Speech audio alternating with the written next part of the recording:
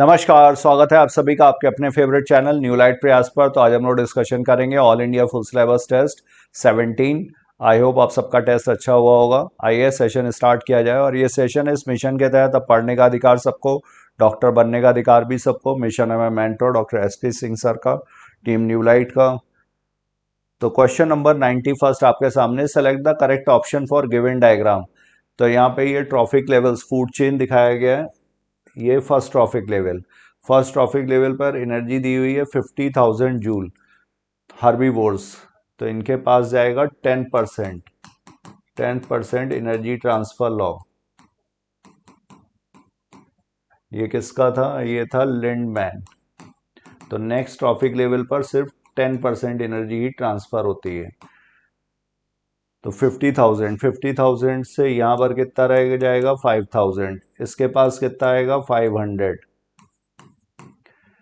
ये इसके पास 5,000 joule, frog के पास 500 जूल, स्नेक के पास 50 जूल। तो ABCDE एनर्जी कहाँ पर सही दी हुई है? A 5,000 जूल, ये सही है। A 5,000, C 5,000, तो ये पहला ऑप्शन सही। दूसरा A 5,000 joule, B 500 joule, D 500 joule, ये भी सही है। ये भी सही दिया है, ये भी सही दिया है। तो सेकंड ऑप्शन भी हमारा सही हो गया। सी का दे रहे हैं 500 जूल, ये गलत है। सी के पास कितना था? 5,000 जूल है। डी के पास 50 जूल, गलत है। 500 जूल है, ये भी गलत। तो सी थर्ड ऑप्शन यहाँ पे गलत। फोर्थ बी में दिया हुआ है 500 जूल, सही दिया है। ई के पास 50 जूल, ये भी सही है। तो 1, 2 and 4 option are correct. Third is incorrect. तो 1, 2 एंड 4 पूछा गया है करेक्ट, तो आंसर होगा यहाँ पर third, 91st। Now we move to next question, question number 92। Page number था ये 211 जहां से ये फ्रेम किया गया है। 92 given below are two statements, marine animal and coelomate animal. तो ये डायग्राम दिया हुआ है प्रेस्टिस का। Pristis is sawfish, commonly known as sawfish.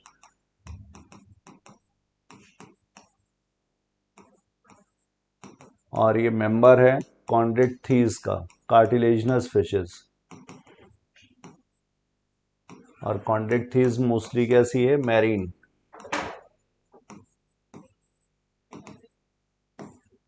तो marine animal and coelomate animal. Coelomate की शुरुआत हो जाती है एनिलिड से, फाइलम एनिलिडा से आगे के जितने भी हैं सब सीलोमेट्स। तो ये सही स्टेटमेंट हुआ।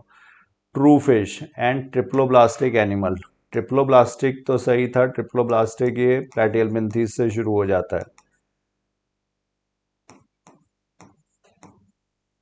3 जर्म लेयर्स हैं, एक्टोडर्म, मीजोडर्म और एंडोडर्म, जिसमें प्रेजेंट है वो ट्रिप्लोब्लास्टिक।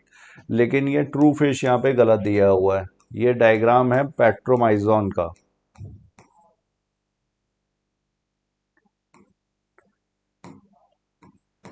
और ये मेंबर है साइक्लोस्टोमेटा का।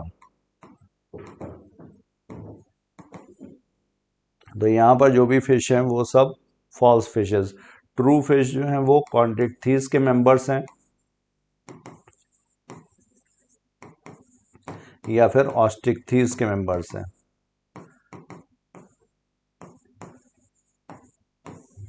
जो पाइसीज में आते हैं, सुपर क्लास पाइसीज में, ये सारे जो हैं ये ट्रू फिशेस।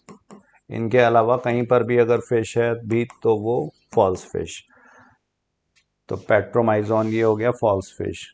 तो स्टेटमेंट 1 करेक्ट है, बट स्टेटमेंट 2 यहाँ पर इनकरेक्ट। आंसर होगा यहाँ पर second, 92। Now we move to next question, question number 93।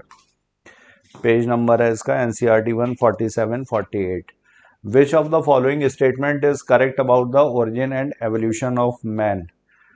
तो ओरिजिन और एवोल्यूशन ऑफ मैन, इसमें agriculture came around 50,000 years back, ये गलत है। यहाँ पर 18,000।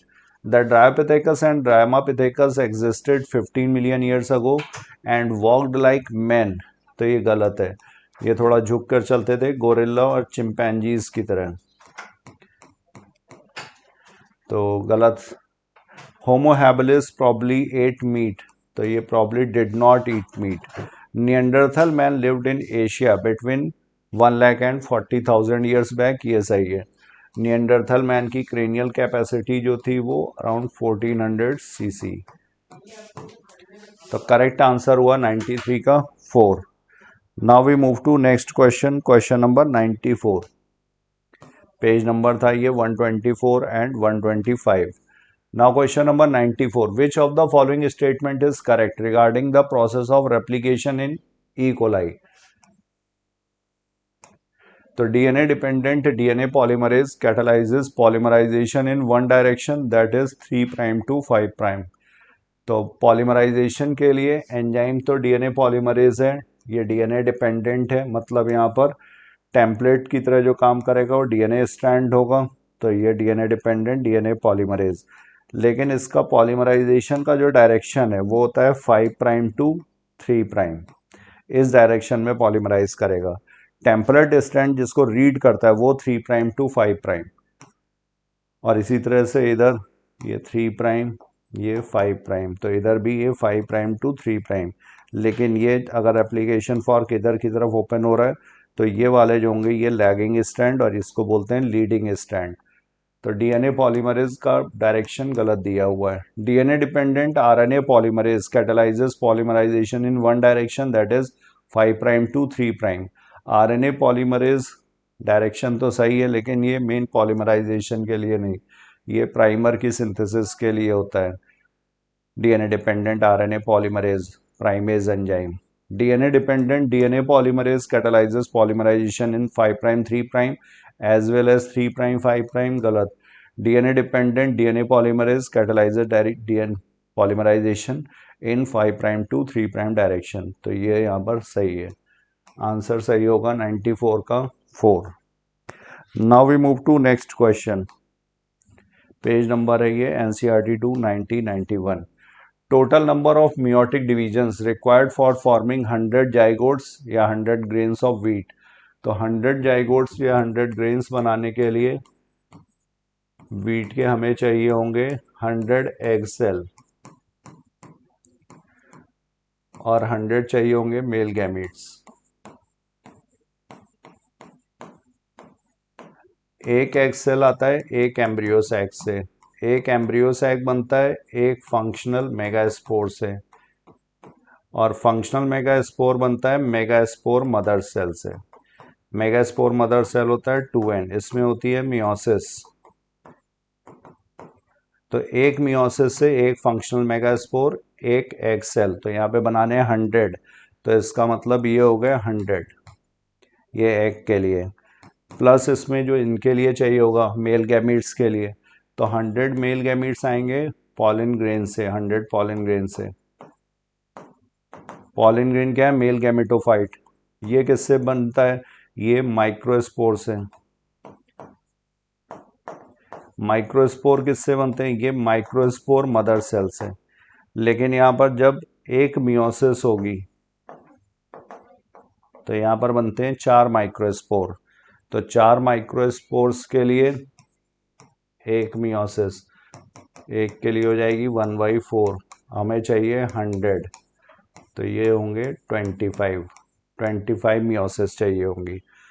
तो 100 इसके लिए हो गई एक्स सेल के लिए, और इस मेल के लिए सिर्फ 1/4 25, तो टोटल आएगा ये 125।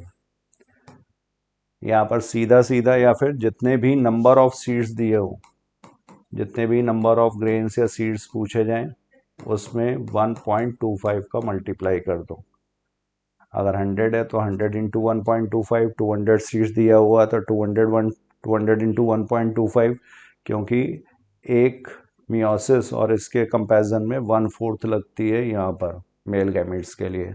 तो करेक्ट आंसर होगा इसका 125 95। Now we move to next question, page number था ये 5 to 18। Now question number 96, given below are two statements, their hormones are only steroidal present at the posterior part of gallbladder, तो यहाँ पर hormones are only steroidal, ये पूरे gland की बात हो रही है, एड्रीनल ग्लैंड। एड्रीनल ग्लैंड में दो पार्ट है, एक है पेरिफेरल पार्ट जिसे बोला जाएगा कॉर्टेक्स, एक है सेंट्रल पार्ट, तो एड्रीनल कॉर्टेक्स, और दूसरा है एड्रीनल मेडुला जो सेंट्रल पार्ट है। कॉर्टेक्स वाला जो होता है इसे बोलते हैं स्टेरॉयडल ग्लैंड, क्योंकि ये स्टेरॉयड हार्मोन्स रिलीज करते हैं कॉर्टिकॉइड्स। जो सबसे बाहर वाला जोन है उसे बोलते हैं ग्लोमेरुलोसा, इसके नीचे है फेसिकुलेटा, इसके नीचे है रेटिकुलरिस। तो ग्लोमेरुलोसा से आते हैं मिनरलोकॉर्टिकॉइड्स, एल्डोस्टेरोन यहाँ पर मेन है। इसके बाद फेसिकुलेटा, यहाँ से आते हैं ग्लूकोकॉर्टिकॉइड्स।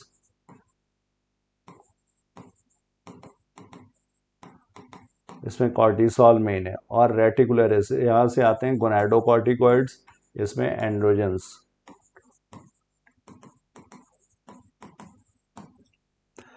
तो ये वाले जो हार्मोन्स हैं ये स्टेरॉयडल हार्मोन्स हैं, मतलब ये कोलेस्ट्रॉल से डिराइव्ड हैं, लिपिड से डिराइव्ड है, लिपिड डेरिवेटिव्स हैं स्टेरॉयड हार्मोन्स। मेडुला से जो हार्मोन्स आते हैं वो है एड्रिनलिन और नॉर एड्रिनलिन।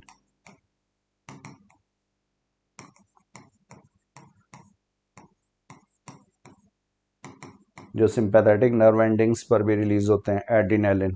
तो ये इमरजेंसी हार्मोन्स हैं, और ये स्टेरॉयडल हार्मोन्स नहीं होते हैं, ये अमाइनो एसिड से डिराइव्ड है।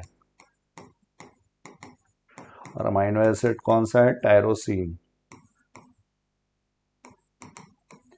टायरोसिन यहाँ पर प्रिकर्सर अमाइनो एसिड की तरह काम करेगा। तो ये जो लिखा हुआ था hormones are only steroidal, adrenal gland के लिए गलत हो गया, ये स्टेरॉयडल भी हैं प्लस अमाइनो एसिड डिराइव्ड भी है, तो पहला स्टेटमेंट गलत। Present at the posterior part of gall bladder, तो गॉल ब्लैडर नहीं, यहाँ पर एड्रीनल नियर किडनी, तो रीनल मतलब किडनी, तो किडनी से सिचुएटेड है, एसोसिएटेड ग्लैंड है ये। तो स्टेटमेंट 1 भी करेक्ट इनकरेक्ट है, और स्टेटमेंट 2 भी इनकरेक्ट। करेक्ट आंसर होगा यहाँ पर first, 96। Now we move to next question, NCERT 1 page number 244-245। Match list 1 with list 2। Filariasis, filariasis में लिम्फेटिक वेसल्स का ऑब्स्ट्रक्शन होता है, ये डिजीज कॉजिंग एजेंट है। यहाँ पर बूचरेरिया बैंक्रॉफ्टी या इसी की एक और स्पीसीज है बूचरेरिया मेलेई। वेक्टर यहाँ पर होता है क्यूलेक्स, फीमेल क्यूलेक्स, ये इसको कैरियर की तरह। Amoebiasis, amoebiasis and amoeba histolytica, large intestine part को अफेक्ट करेगा और डिसेंट्री कॉज करता है, amoebic dysentery. Faecal oral route से ये स्प्रेड होगा। निमोनिया, निमोनिया ये लोअर रेस्पिरेटरी ट्रैक्ट इन्फेक्शन है, हीमोफिलस इन्फ्लुएंजा इसका कॉजेटिव एजेंट। रिंगवर्म, रिंगवर्म ये fungal infection, Trichophyton genera, microsporum और एपिडर्मोफाइटॉन, ये 3 जेनेरा इसके लिए रिस्पॉन्सिबल है। तो करेक्ट आंसर होगा A is third, B is fourth, एक ही ऑप्शन में दिया हुआ है third, 97। Now we move to next question, question number 98। Identify the correct description about the given figure. तो यहाँ पर विंड पॉलिनेटेड इन्फ्लोरेसेंस शो किया जा रहा है और वेल एक्सपोज स्टेमेंस, तो ये अनीमोफिलस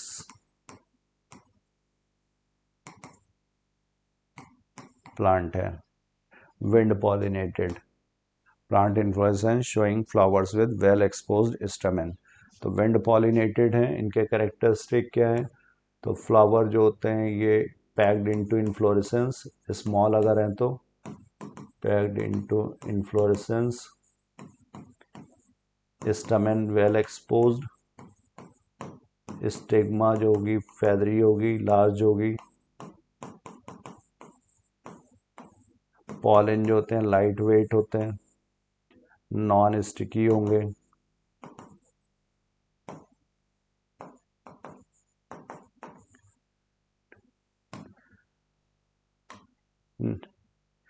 page number NCERT 213. Now next question, given below are two statement. Pollination does guarantee the transfer of the right type of pollen, compatible pollen of the same species as the stigma. तो ये सुनिश्चित नहीं करता है, guaranteed नहीं है. Pollination जो है ये चांस इवेंट पर बेस्ड है, और इसी वजह से यहाँ पर जो विंड पॉलिनेटेड फ्लावर्स होते हैं उसमें सिंगल ओव्यूल है, क्योंकि ये प्रोबेबिलिटी पे बेस्ड है. The pistil has the ability to recognise the pollen whether it is of the right type और ऑफ द रॉन्ग टाइप. तो पॉलन पिस्टिल इंटरेक्शन ये डिसाइड करता है, कंपैटिबल पॉलन अगर होगा, राइट टाइप, मैचिंग टाइप अगर है तो वो उसकी ग्रोथ को अलाउ करेगा. अगर रॉन्ग टाइप है तो उसकी ग्रोथ को इनिबिट करता है, पॉलन जर्मिनेशन नहीं होगा, पॉलन ट्यूब का फॉर्मेशन नहीं होगा. तो पॉलन पिस्टिल इंटरेक्शन ये केमिकल डायलॉग है, केमिकल्स के थ्रू होता है बिटवीन पॉलन एंड पिस्टिल. तो केमिकल डायलॉग, और ये डायनेमिक है. This will allow the growth of right type of pollen. तो ये यहाँ पर सही दिया हुआ है, ये गलत है. Statement 1 is incorrect but statement 2 is correct. तो 99 का करेक्ट आंसर होगा third. Now we move to next question. Page number है ये 15-16. What is another chemical name for thymine. तो थाइमीन जो है वो यूरेसिल पिरिमिडीन है, हेट्रोसाइक्लिक है. हेट्रोसाइक्लिक का मतलब कार्बन के साथ नाइट्रोजन भी यहाँ पर प्रेजेंट है. और 2,4 डाईऑक्सी पिरिमिडीन, ये हो गया यूरेसिल. केमिकल नेम है इसका 2,4 डाईऑक्सी पिरिमिडीन.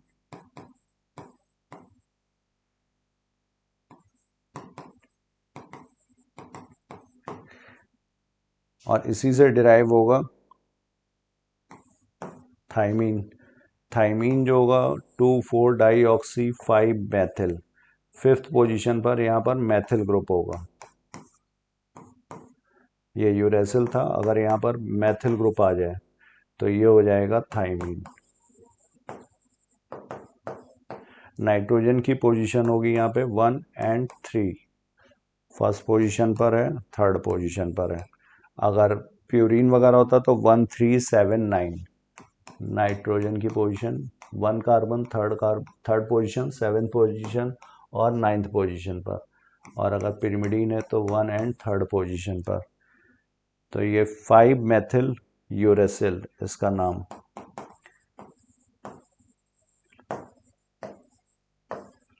या फिर दूसरा नाम हो सकता है 2,4 डाईऑक्सी 5 मैथिल पिरिमिडीन. तो यहाँ पर करेक्ट आंसर होगा 5 methyl uracil, chemical name of thymine. 100 is fourth. Now we move to next question. NCERT 2 page number 81. BOD biochemical oxygen demand. तो बायोकेमिकल ऑक्सीजन डिमांड क्या है? Oxygen amount required to consume all the organic matter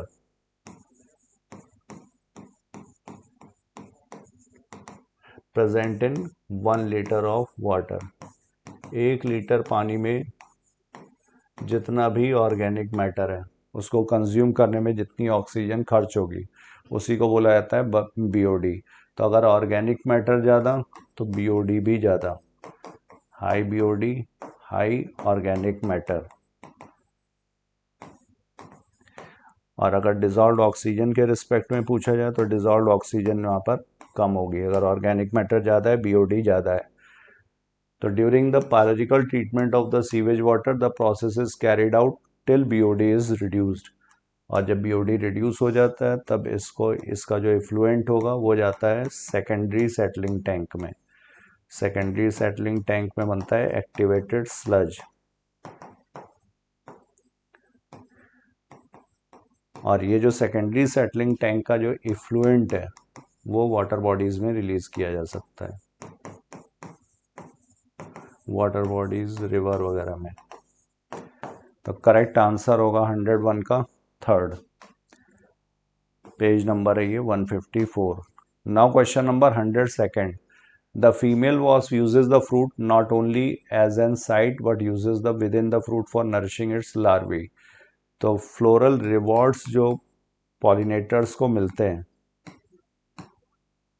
वो usual floral rewards हो गए pollen और nectar जो pollinator को दिया जाएगा। इसके अलावा यहाँ पर safe place to lay eggs, जो कुछ फ्लावर्स होंगे वो ये भी ऑफर करते हैं safe place to lay eggs, जैसे यक्का प्लांट मॉथ को जो ऑफर करता है फॉर मॉथ। और इसके साथ साथ जब इनके लार्वी बाहर आते हैं तो इनके जो सीड्स होते हैं उनको भी फूड के तौर पे ये यूज़ करता है लार्वा। तो वास्प और यहाँ पर जो प्लांट है वो भी कैसा, वो भी एग्जाम्पल है ऑब्लिगेट म्यूचुअलिज्म का। इसको ऑब्लिगेट म्यूचुअलिज्म भी बोला जाएगा, क्योंकि अगर एक में चेंजेस होंगे तो दूसरे में भी अकॉर्डिंगली होने होंगे।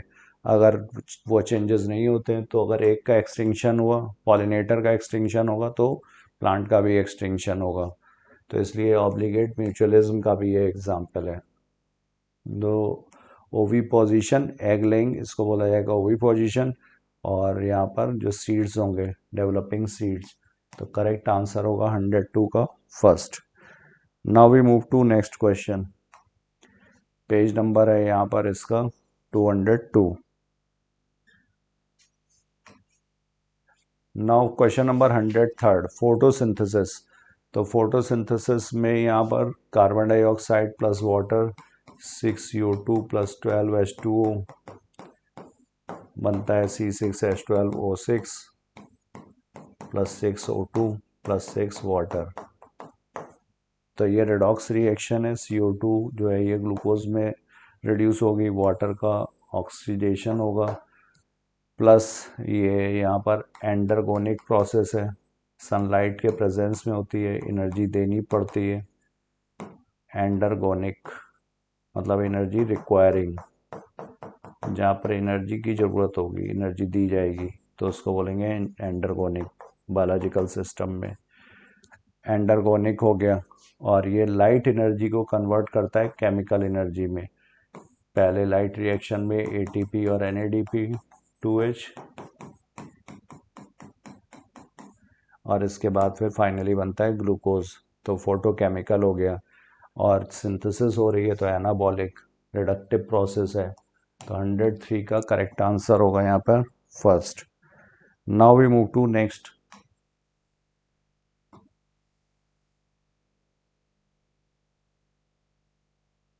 It is a physico-chemical process, synthesis of organic compounds.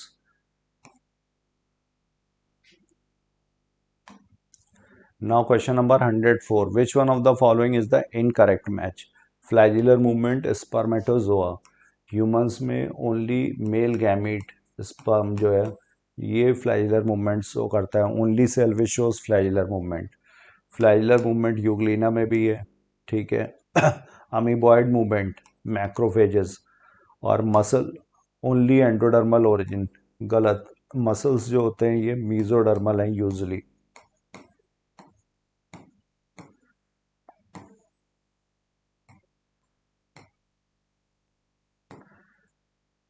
तो इनकरेक्ट मैच होगा यहाँ पर 104 का फोर्थ।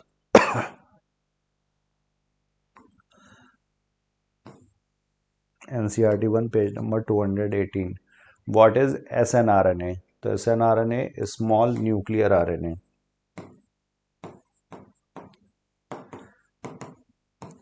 ये न्यूक्लियस के अंदर सिंथेसाइज होंगे RNA पॉलीमरेज 3 के द्वारा।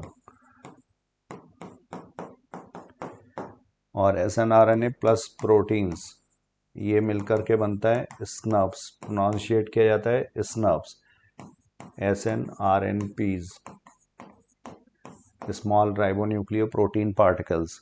और इनका काम होता है स्प्लाइसिंग का, स्प्लाइसियोसोम्स का काम करते हैं। मतलब ये प्रेजेंट होगा यूकैरियोटिक सेल में, प्रोकैरियोटिक में एब्सेंट, क्योंकि प्रोकैरियोटिक में स्प्लाइसिंग की ज़रूरत नहीं है।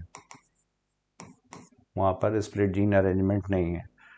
तो करेक्ट आंसर है small nuclear RNAs first. Now we move to next question, question number 106 और इसका पेज नंबर था ये 95। Select the correct statement for compositae family. Compositae family इसी को बोलते हैं asteraceae family. Disc florets are bisexual and pentamerous. तो यहाँ पर दो तरीके के फ्लोरेट्स हैं, जो किनारे की तरफ लगे होते हैं पेटल्स जैसे होंगे ये रे फ्लोरेट्स, और जो बीच में होते हैं इनको बोला जाता है डिस्क फ्लोरेट्स, पूरा घना सा। तो ये डिस्क फ्लोरेट्स कैसे हैं, ये एक्टिनोमॉर्फिक हैं। पेंटामेरस बाइसेक्सुअल, मेल और फीमेल दोनों प्रेजेंट हैं। रे फ्लोरेट्स आर पिस्टिलेट और न्यूट्रल एंड एपिगाइनस। सही है, रे फ्लोरेट्स इंफीरियर ओवरी होगी, इंफीरियर ओवरी, एपिगाइनस पिस्टिलेट है, और या फिर न्यूट्रल, और ये जाइगोमॉर्फिक भी है। Ray florets are zygomorphic. Dithecous basifixed and introrse character are present. जो स्प्लिटिंग होगी अंदर की तरफ होगी, इंट्रोर्स बेस पे फिक्स्ड होगा फिलामेंट, बेसी फिक्स्ड, और जो डाइथीकस है। तो करेक्ट आंसर यहाँ पर 106 के लिए 4।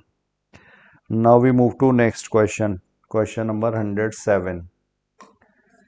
माइकोराइजी help the host plant in. तो माइकोराइजा ये fungal association, fungi plus roots of higher plants with roots of higher plants।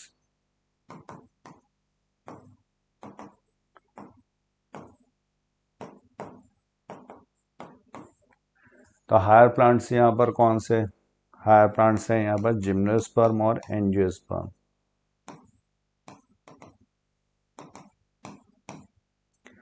Enhancing it's phosphorus Uptake capacity. तो ये किसकी, फॉस्फोरस के लिए, एलिमेंट की कमी को पूरा करने के लिए, ठीक है। और ये increasing its tolerance to drought, ये भी ठीक है, फंगल एसोसिएशन इसमें हेल्पफुल होती है। Enhancing its resistant to root borne pathogens, ये भी ठीक है। इसीलिए ये स्पाइनस सीडलिंग के साथ इसके जर्मिनेशन के लिए ज़रूरी है, और इसीलिए इसके साथ ये ऑब्लिगेट म्यूचुअलिज्म शो करता है।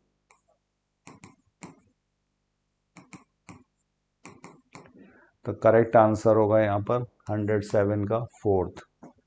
सारे माइक्रोराइजा के लिए सही स्टेटमेंट है। Now we move to next question, page number है इसका 158। Now question number 108, select the correct match. तो करेक्ट मैच यहाँ पर क्या होगा, sickle cell anaemia, autosomal recessive trait, chromosome number 11। तो ये सिकल सेल एनीमिया ठीक है, ऑटोसोमल रिसेसिव है, क्रोमोसोम नंबर 11 पर है। यहाँ पर टेम्पलेट स्टैंड में CTC की जगह क्या हो जाता है, CAC। तो ये पॉइंट म्यूटेशन का एग्जाम्पल है, सब्सटीट्यूशन का भी एग्जाम्पल है CTC, और इसकी वजह से mRNA, ये टेम्पलेट स्टैंड में चेंज है DNA के, जीन के। और mRNA में इसकी वजह से क्या चेंज होगा, तो mRNA जो होता है GAG से चेंज हो जाता है GUG में। और अमाइनो एसिड में क्या चेंज आता है, तो अमाइनो एसिड में ये ग्लूटामिक एसिड के लिए कोड करेगा, और ये कोड करता है वैलिन के लिए, और ये 6th पोजीशन पर होगा, बीटा चेन ऑफ हीमोग्लोबिन। तो थैलासीमिया एक्स लिंक्ड गलत है, ये ऑटोसोमल है। अल्फा बीटा और डेल्टा थैलासीमिया 3 टाइप की है। अल्फा थैलासीमिया का जीन होता है 16th क्रोमोसोम पर, इसके 2 जीन है, HbA1 और HbA2। इसके अलावा हीमोफीलिया A और B क्लॉटिंग फैक्टर 8 और क्लॉटिंग फैक्टर 9 की डेफिशिएंसी से, C वाला होता है 11 की डेफिशिएंसी से। तो ये Y लिंक्ड नहीं है, ये X लिंक्ड है। फेनाइल कीटोनूरिया, ये ऑटोसोमल डोमिनेंट नहीं है, ऑटोसोमल रिसेसिव ट्रेट है, और इसका क्रोमोसोम जीन होता है क्रोमोसोम नंबर 12 पे। तो करेक्ट आंसर हुआ, सेलेक्ट द करेक्ट मैच, यहाँ पर first, sickle cell anaemia autosomal recessive trait. Chromosome number 11. Now we move to next question. Question number 109. Page number है ये 73 to 75. Both deoxyribose and ribose belong to a class of sugars called. तो deoxyribose C5 molecular formula है इसका C5H10O5, ये ribose के लिए, और C5H10O4 ये डीऑक्सीराइबोज के लिए. तो कार्बन कितने हैं? 5. तो ये शुगर हो गई पेंटोजेज. डीऑक्सीराइबोज में सेकंड प्राइम पोजीशन पर एक O कम होगा, तो इसलिए ये डीऑक्सीराइबोज. पेज नंबर है ये NCERT 282-82. In Mendel experiment, what is the expected percentage of F2 progeny with yellow and inflated pod? Yellow inflated का आपको बताना है. Cross experiment involving pea plants with green colored inflated pod. Green है और inflated pod है parental generation में, और yellow colored constricted pod है. तो यहाँ पर green जो है ये dominant है, green pod. मेंडल का जो एक्सपेरिमेंट था, पॉड का कलर कैसा था? Dominant green. और येलो पॉड जो होगा वो रिसेसिव.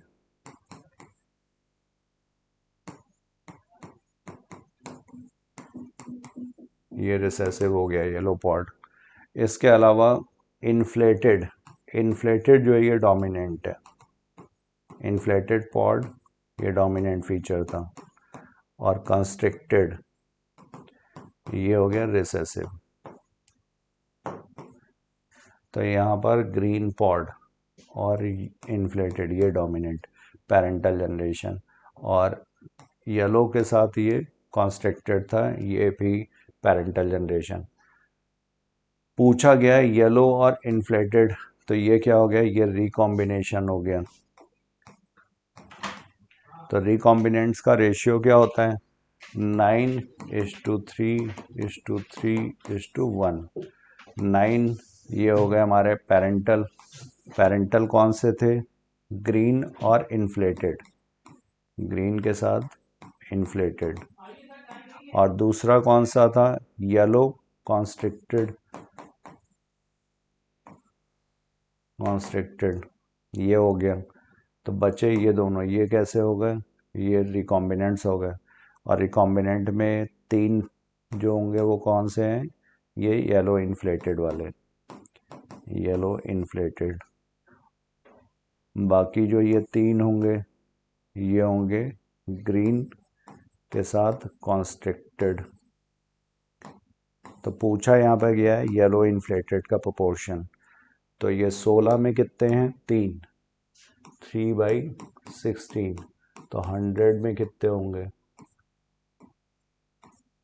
तो ये लगभग आएगा 18% के आसपास. तो 18.75% पर 100 में पूछा गया है. करेक्ट आंसर होगा 110 का third. Now we move to next question. Which of the following statement is incorrect? इनमें से कौन सा इनकरेक्ट है? Most commonly used bioreactors are of stirring type. Bioreactors are used to produce small scale bacterial cultures. Bioreactors have an agitator system, oxygen delivery system, and foam control system. Bioreactor provides optimal growth conditions for achieving the desired product. तो ये सब modern biotechnology में use किए जाने वाले vessels. Modern biotechnology में large scale पर production होता है. तो इसमें जो बायोरिएक्टर्स हैं ये यूजली फर्मेंटर्स हैं, बट नॉट ऑलवेज फर्मेंटर्स, क्योंकि जब माइक्रो ऑर्गेनिज्म यहाँ पे फर्मेंट करेंगे और डिज़ायर्ड प्रोडक्ट जो बनेगा वो लार्ज स्केल पर बनाया जाएगा. तो मोस्ट कॉमनली यूज बायोरिएक्टर का टाइप स्टीयरिंग टाइप सही दिया हुआ है. Bioreactors are use to produce small scale bacterial cultures, गलत. Have an agitator system, oxygen delivery system, foam control system, ये सब सही है. Bioreactor provides optimal growth conditions, ताकि ज़्यादा से ज़्यादा सेल जो है वो एक्सपोनेंशियल फेज में रहे, और एक्सपोनेंशियल फेज में होगी तो ज़्यादा से ज़्यादा प्रोडक्ट बनेगा. तो ये 1A C D सही है. इनकरेक्ट पूछा गया है, इनकरेक्ट होगा only B. 111 is second. Now we move to next question. Page number ये 174. Select the animals in which cartilaginous vertebral column present. तो cartilaginous vertebral column मतलब vertebrate ग्रुप में, और वर्टिब्रेट में कौन कौन से हैं? तो वर्टिब्रेट में साइक्लोस्टोमेटा का कार्टिलेजिनस है, और दूसरा जो है वो कॉन्ड्रिक्टीज के मेंबर्स में कार्टिलेजिनस है. ऑस्ट्रिक्थीज के आगे सब में बोनी. तो सी हॉर्स ये क्या है? ये ऑस्ट्रिक्थीज का मेंबर है.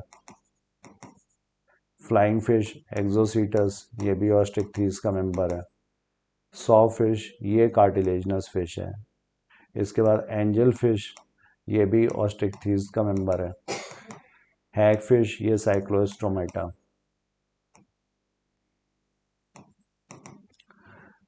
तो ए और सी दो हुए यहाँ पर.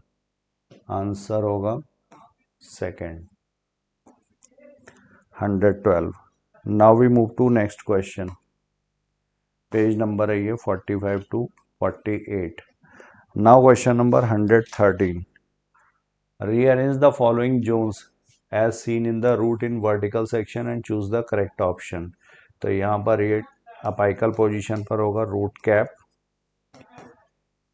इसके सब टर्मिनल पोजीशन पर मेरिस्टेमेटिक जोन, इसके बाद फिर इलोंगेशन जोन, और इसके बाद फिर maturation zone.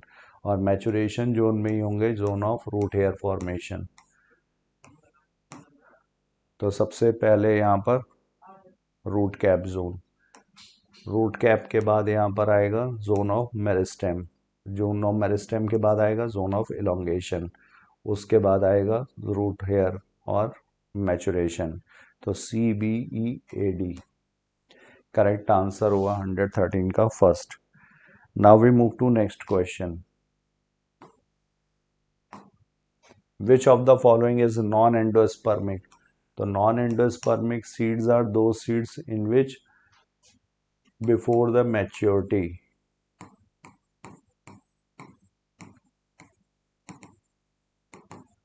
of seed endosperm is totally consumed. Endosperm क्या है? न्यूट्रिटिव टिश्यू है, ट्रिप्लॉइड होगा, और ये टोटली कंज्यूम्ड. तो यूजुअली ये होते हैं dicots, but not always. Usually dicots. Example इनके हैं पी, बीन, ग्राउंडनट. ये सारे यहाँ पर हो गए एंडोस्पर्मिक. Non endospermic. इसके अलावा यहाँ पर मोनोकॉट का भी एग्जाम्पल दिया हुआ है. मोनोकॉट में कौन सा? ऑर्किड. तो यहाँ पर कोकोनट, मेज, कैस्टर ये सारे कैसे हैं? ये एंडोस्पर्मिक. नॉन एंडोस्पर्मिक पूछा गया है. Non endospermic is orchid. 114 का correct answer second. Now page number 115. From among the sets of terms given below, identify those that are associated with the gynoecium. तो gynoecium से जो associated हैं stigma, ovule, embryo sac, placenta, ये सारे ही हैं. यहाँ पर जैसे स्टमेन, यहाँ पर टैपिटम. टैपिटम जो है माइक्रोस्पोरेंजियम में innermost wall. Microsporangium is the structure in which microspores are produced. तो यहाँ पर जो टैपिटम ये इनर मोस्ट न्यूट्रिटिव टिश्यू की है, पॉलीप्लॉइडी शो करती है, nutritive, multinucleate. Ubisch granules भी हैं, स्पोरोपोलिन इनका फॉर्मेशन. तो ये सब मेल रिप्रोडक्टिव से रिलेटेड है. थैलेमस. तो stigma, ovule, embryo sac, placenta ये सारे कहाँ पर? ये गाइनोशियम से एसोसिएटेड पार्ट्स हैं. NCERT 2 page number 9. Now question number 116. Identify the odd one from the following. Labia minora, fimbriae, infundibulum, isthmus. तो फीमेल रिप्रोडक्टिव पार्ट में जो एसेसरी डक्ट्स हैं, यूट्रस और ये फैलोपियन ट्यूब, ये इसी को बोला जाएगा ओविडक्ट।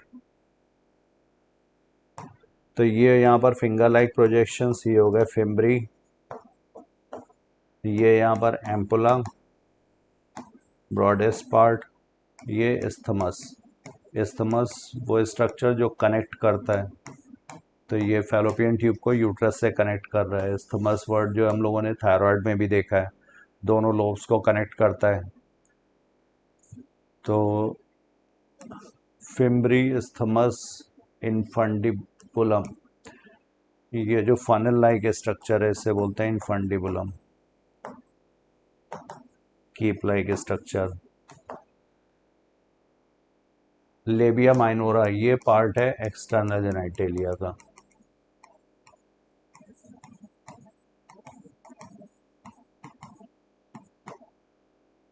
तो ये ऑड वन आउट है यहाँ पर। ये सब क्या है, ये एसेसरी डक्ट्स, यूट्रस, यूट्रस में ये पार्ट फंडस, ये पार्ट बॉडी, नैरोअर पार्ट ये सर्विक्स, और यहाँ पे इसके बाद फिर वजाइना। तो ये सब एसेसरी डक्ट्स, और ये एक्सटर्नल जेनिटेलिया यहाँ पर दिया है। तो ये ऑड वन, 116 इज फर्स्ट।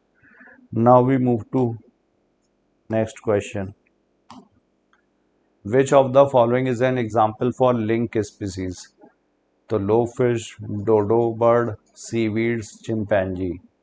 यहाँ पे करेक्ट आंसर है लो फिश। लो फिश क्या है, ये इनमें फिन्स जो थे वो लोब लाइक थे, और इसकी वजह से ये लैंड पर भी आ सकते थे और लैंड से वाटर में भी जा सकती थी।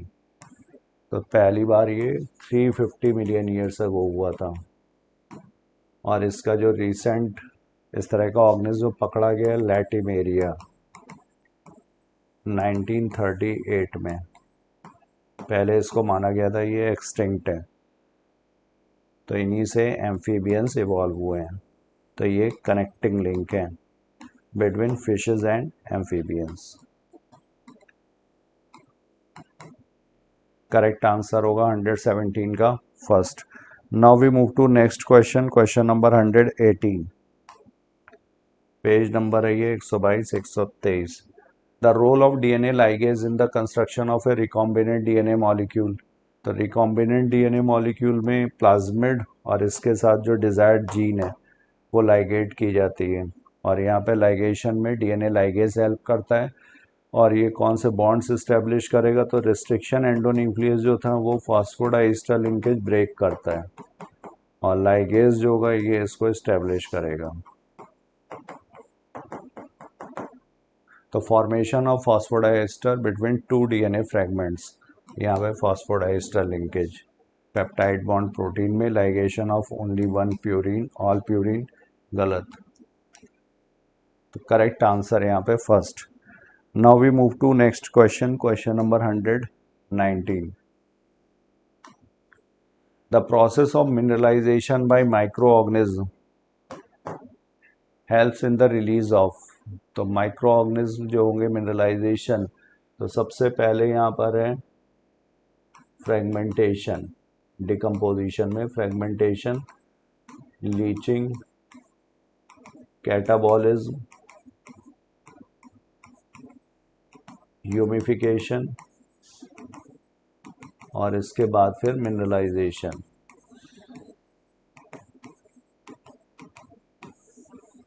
तो mineralisation is release of inorganic nutrients from humus. तो करेक्ट आंसर होगा यहाँ पर first, 119। Now we move to next question, question number 120, page number था ये 207 और 208। Which of the following is not a product of light reaction of photosynthesis. तो light reaction में ATP भी बनती है, NADP2H भी बनेगा, और इसके अलावा अगर फोटो सिस्टम 2 था, नॉन साइक्लिक था, तो यहाँ पे ऑक्सीजन भी रिलीज होती है। साइक्लिक और नॉन साइक्लिक में जो कॉमन है वो है एटीपी। और ये नॉन साइक्लिक में, तीनों जो प्रोडक्ट्स मिलते हैं वो नॉन साइक्लिक फोटोफॉस्फोराइलेशन में। नॉन साइक्लिक में फोटो सिस्टम 2 भी पार्टिसिपेट करेगा as well as photosystem 1। तो यहाँ पर FADH2, FADH2 कहाँ पे बनता है, ये क्रेब्स साइकिल में। जब सक्सिनिक एसिड जो है वो फ्यूमेरिक एसिड में चेंज होता है, तब यहाँ पर बीच में FADH2। FADH2 is equivalent to 2 ATP।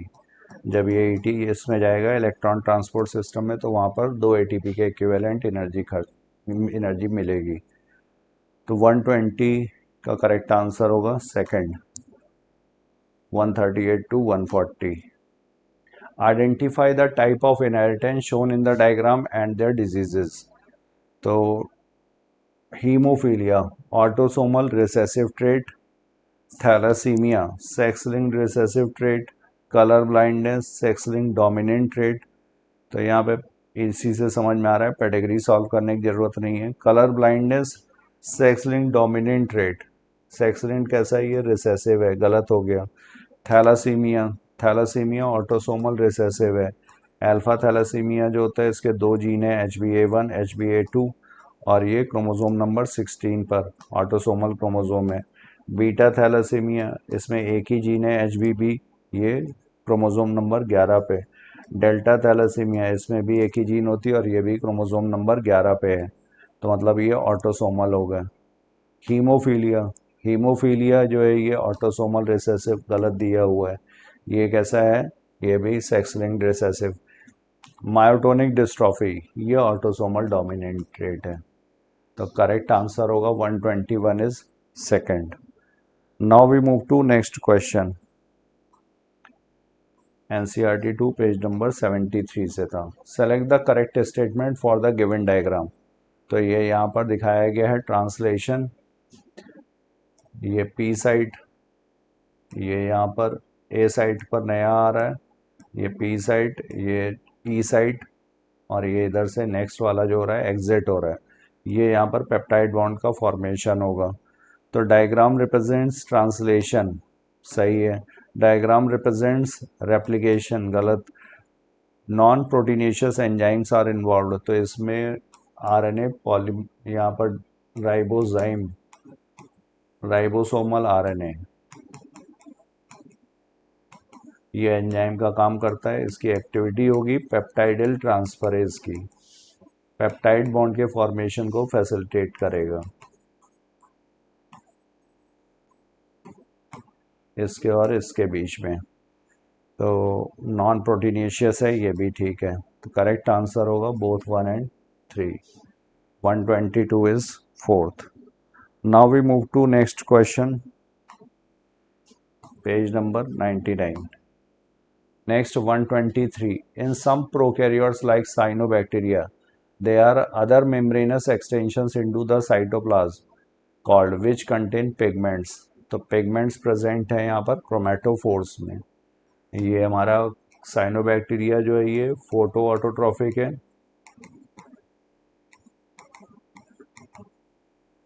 और ये ऑक्सीजनिक फोटोसिंथेसिस करते हैं, ऑक्सीजन प्रोड्यूस होगी। और दूसरे जो हैं green and purple sulphur bacteria, उसमें भी क्रोमेटोफोर्स प्रेजेंट हैं, photosynthetic bacteria, green and purple sulphur bacteria. तो करेक्ट आंसर हुआ यहाँ पर थर्ड।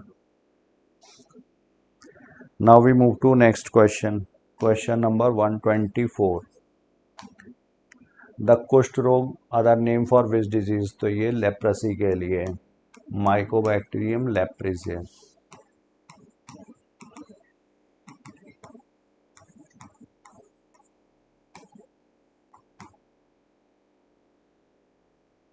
डिप्थीरिया, ये कॉर्नीबैक्टीरियम डिप्थेरी।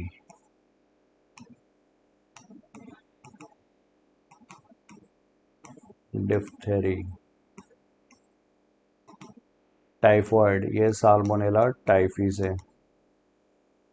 और हुपिंग कफ, ये बॉडीटेला पर्ट्यूसिस।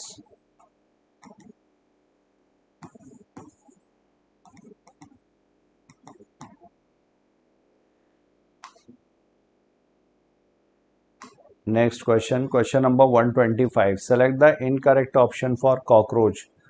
तो कॉकरोच में इनकरेक्ट, यूरिकोटिलिक इंसेक्ट्स हैं, यूरिक एसिड के फॉर्म में रिलीज करते हैं नाइट्रोजनस वेस्ट, सही है। मोज़ेक विजन, यहाँ पर कंपाउंड आई है, each compound I is made up of 2000 ommatidia, और इसमें विजन एपोजिशन इमेज है और मोज़ेक विजन।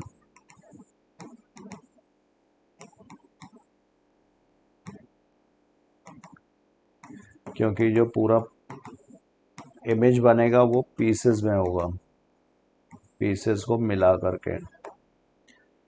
पोरोमेटाबोलस ग्रेजुअल मेटामॉर्फोसिस है, 13 मोल्ड्स होते हैं, ग्रेजुअल मेटामॉर्फोसिस।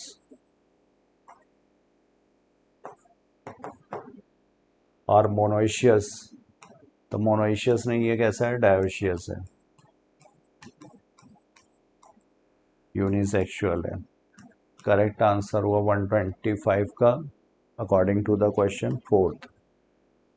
ये ओल्ड एनसीईआरटी से लिया गया है।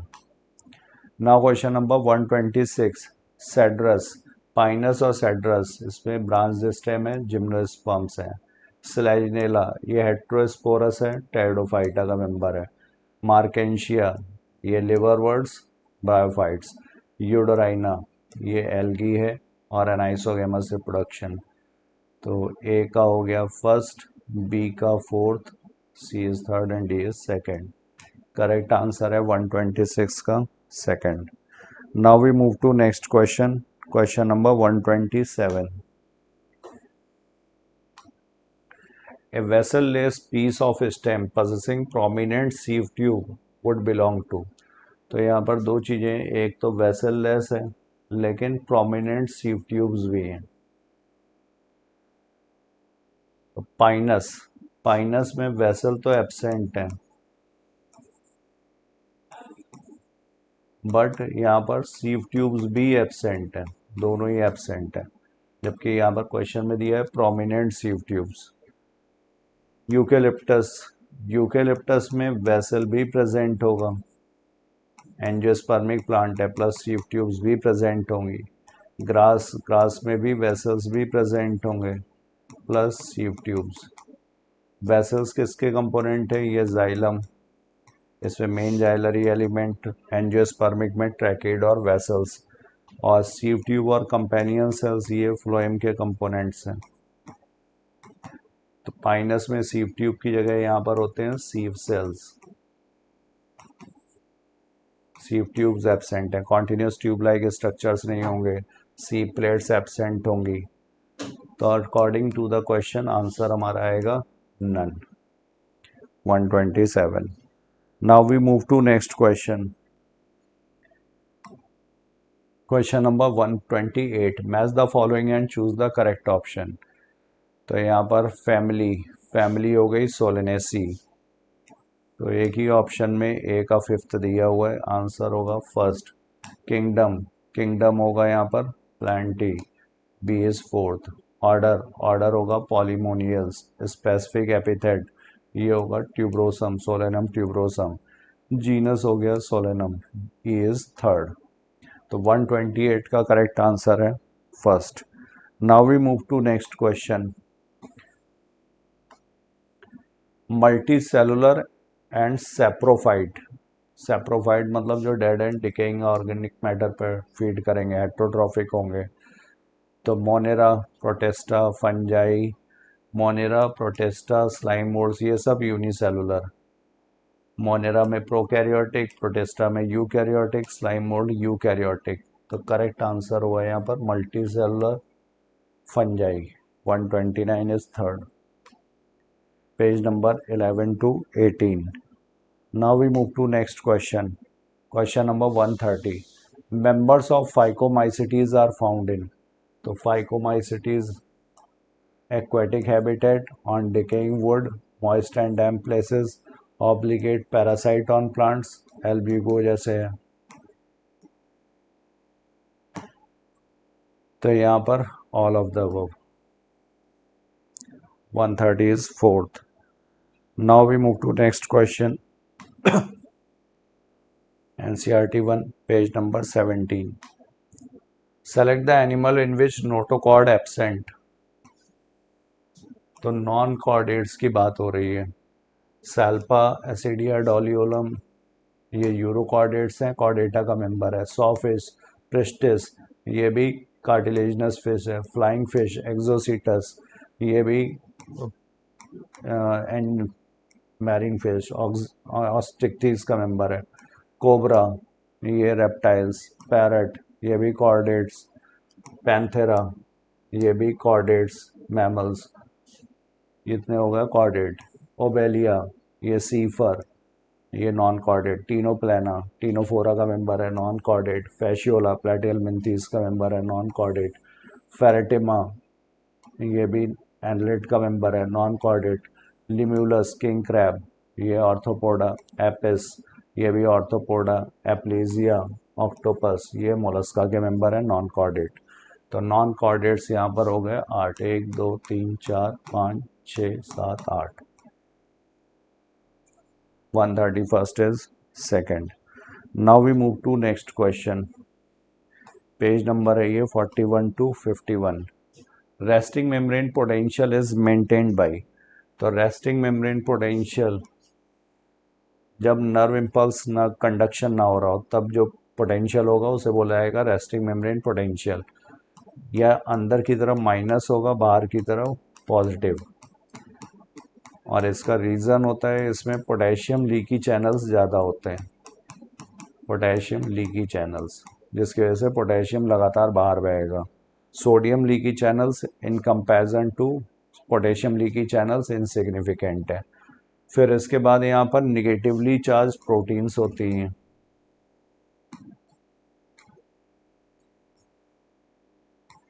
जिसकी वजह से भी अंदर की तरफ निगेटिव होगा. अब यहाँ पर मेंटेन कौन करता है इसको? तो मेंटेन करने के लिए यहाँ पर पंप की ज़रूरत पड़ती है, सोडियम पोटेशियम पंप. अब ये पंप है तो ये अगेंस्ट कॉन्सेंट्रेशन ग्रेडियंट काम करेगा. और बाहर की तरफ सोडियम ज़्यादा है और अंदर की तरफ एक्सोप्लाज्म में पोटेशियम ज़्यादा होता है. तो ये दो against concentration gradient low concentration से हाई कॉन्सेंट्रेशन की तरफ पोटेशियम लेके आएगी और लो कॉन्सेंट्रेशन से हाई कॉन्सेंट्रेशन की तरफ सोडियम लेकर के जाएगा. तो 3 सोडियम बाहर और 2 पोटेशियम अंदर. तो नेट पॉजिटिव चार्ज बाहर की तरफ. तो यही यहाँ पर मेंटेन करना है. तो करेक्ट आंसर होगा third. It is maintained by sodium potassium pump. Active होगा, एटीपी खर्च होगी. 132 के बाद नेक्स्ट क्वेश्चन है हमारा 133. Select the right match of endocrine gland and their hormone among the options given. तो पीनियल ग्लैंड. पीनियल ग्लैंड क्या? मेलाटोनिन, ये स्लीप इंड्यूसिंग हार्मोन है, पिगमेंटेशन के लिए भी रिस्पॉन्सिबल है. थायराइड, थायराइड में यहाँ पर टेट्राआइडोथायरोनिन, ये इधर होगा T4. ये अमाइनो एसिड डिराइव्ड हार्मोन है, टायरोसिन से डिराइव्ड होता है ये. ओवरी, ओवरी से ईस्ट्रोजन, ईस्ट्रेडियोल यहाँ पर मेन ईस्ट्रोजन. एड्रिनल मेडुला, ये इमरजेंसी हार्मोन एपिनेफ्रिन. तो ए का हो जाएगा सेकंड, बी का हो जाएगा fourth. A second, B fourth, C is third. Correct answer हुआ fourth. 133. Now we move to next question. 134. Which of the following is mainly removed from our body by lungs? तो lungs से जो remove होता है mainly carbon dioxide and significant amount of water. तो water only दिया हुआ है इसलिए गलत है. मेनली क्या है? CO2 200 ml पर मिनट.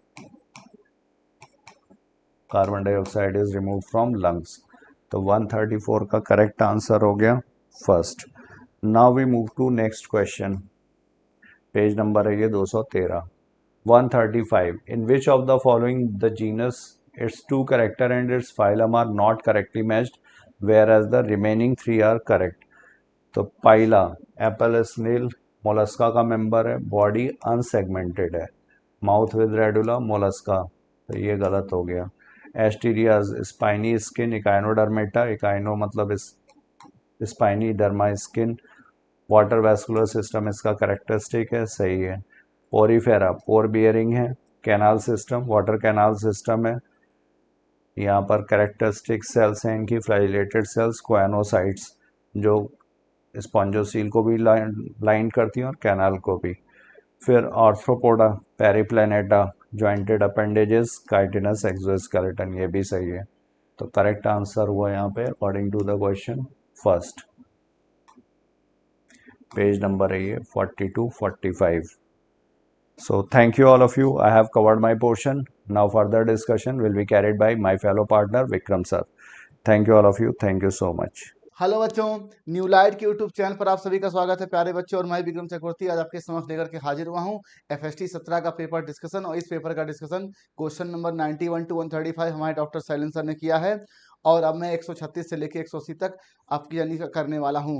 क्वेश्चन नंबर 36 आपके सामने पूछा था, following pairs of plants are not seed producer. आपको बताया गया था कि जो पौधे सीड प्रोड्यूस करते हैं, जो पौधे सीड प्रोड्यूस करते हैं उनको हम बोलते हैं स्पर्मेटोफाइट।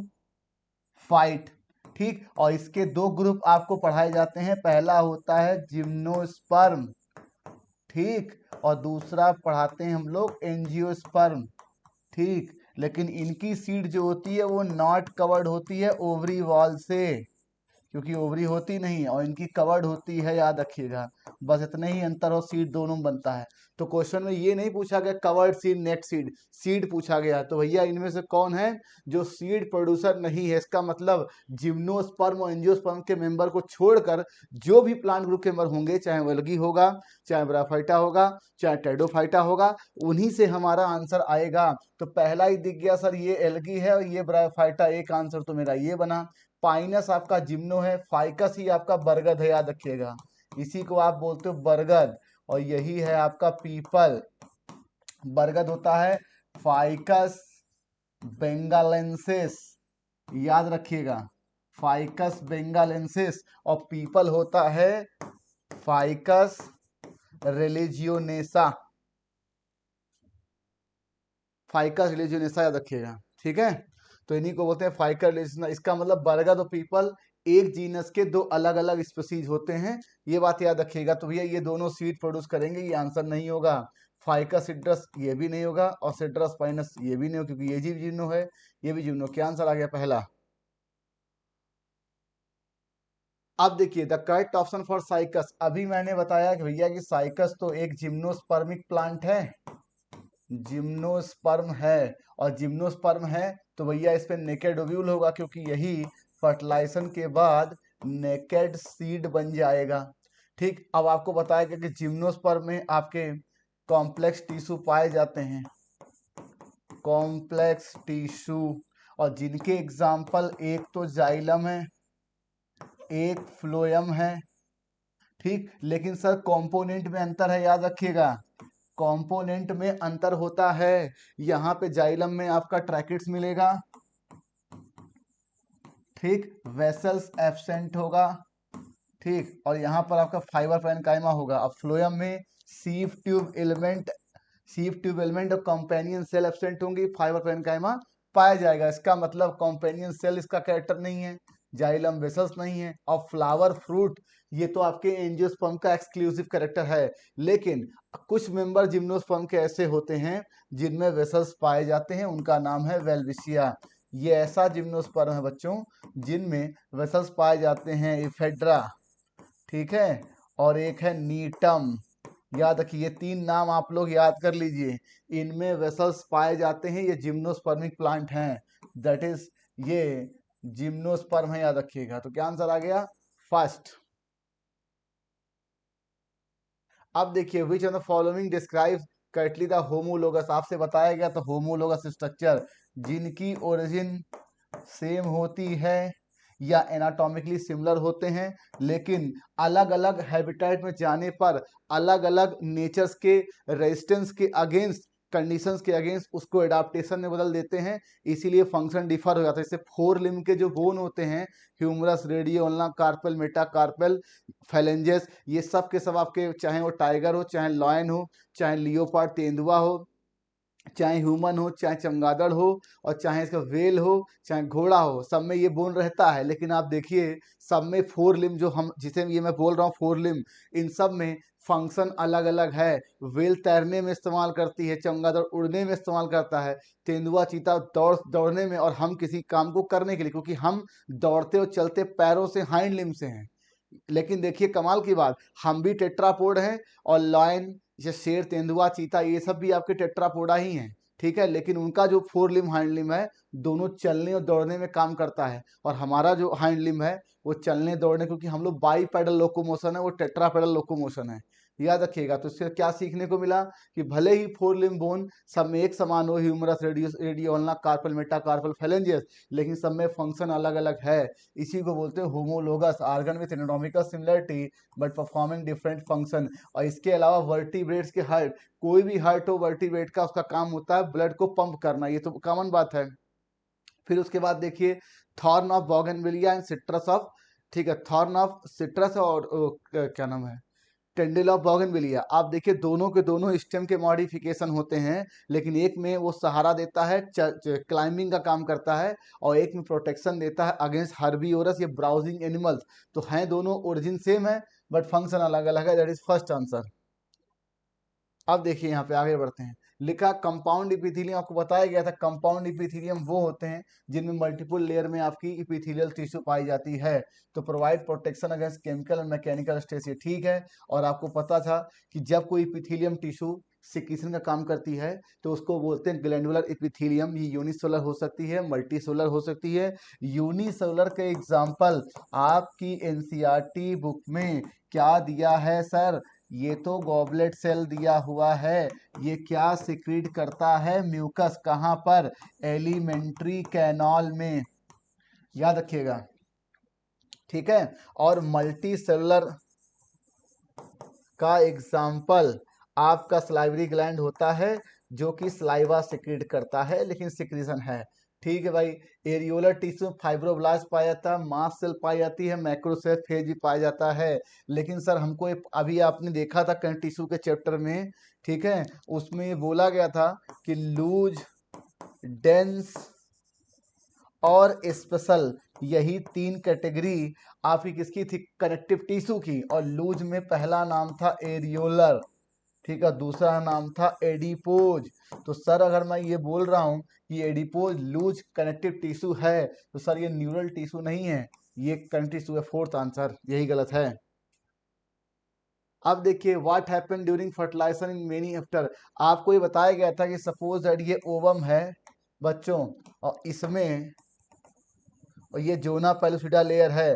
इस जोना पेलुसिडा लेयर में कुछ केमिकल्स होते हैं, जैसे ही स्पर्म इसको टच करता है, पहला स्पर्म, तुरंत बगल में ये सेल होती है कोना रेडिएटा, ये ब्लॉक हो जाती है एक तरह से, ये दरवाजे की तरह खट से बंद हो जाएगी।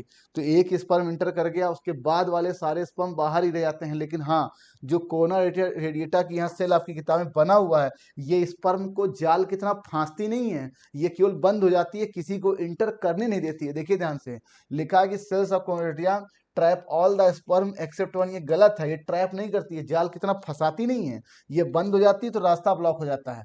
याद रखिए, किसी को फंसा करके रोकना और किसी के रास्ता बंद कर देना, दो अलग अलग बातें हैं, याद रखिएगा। और all sperm except the one nearest to the ovum lose the tail, tail नहीं लूज करते बाकी, याद रखिएगा।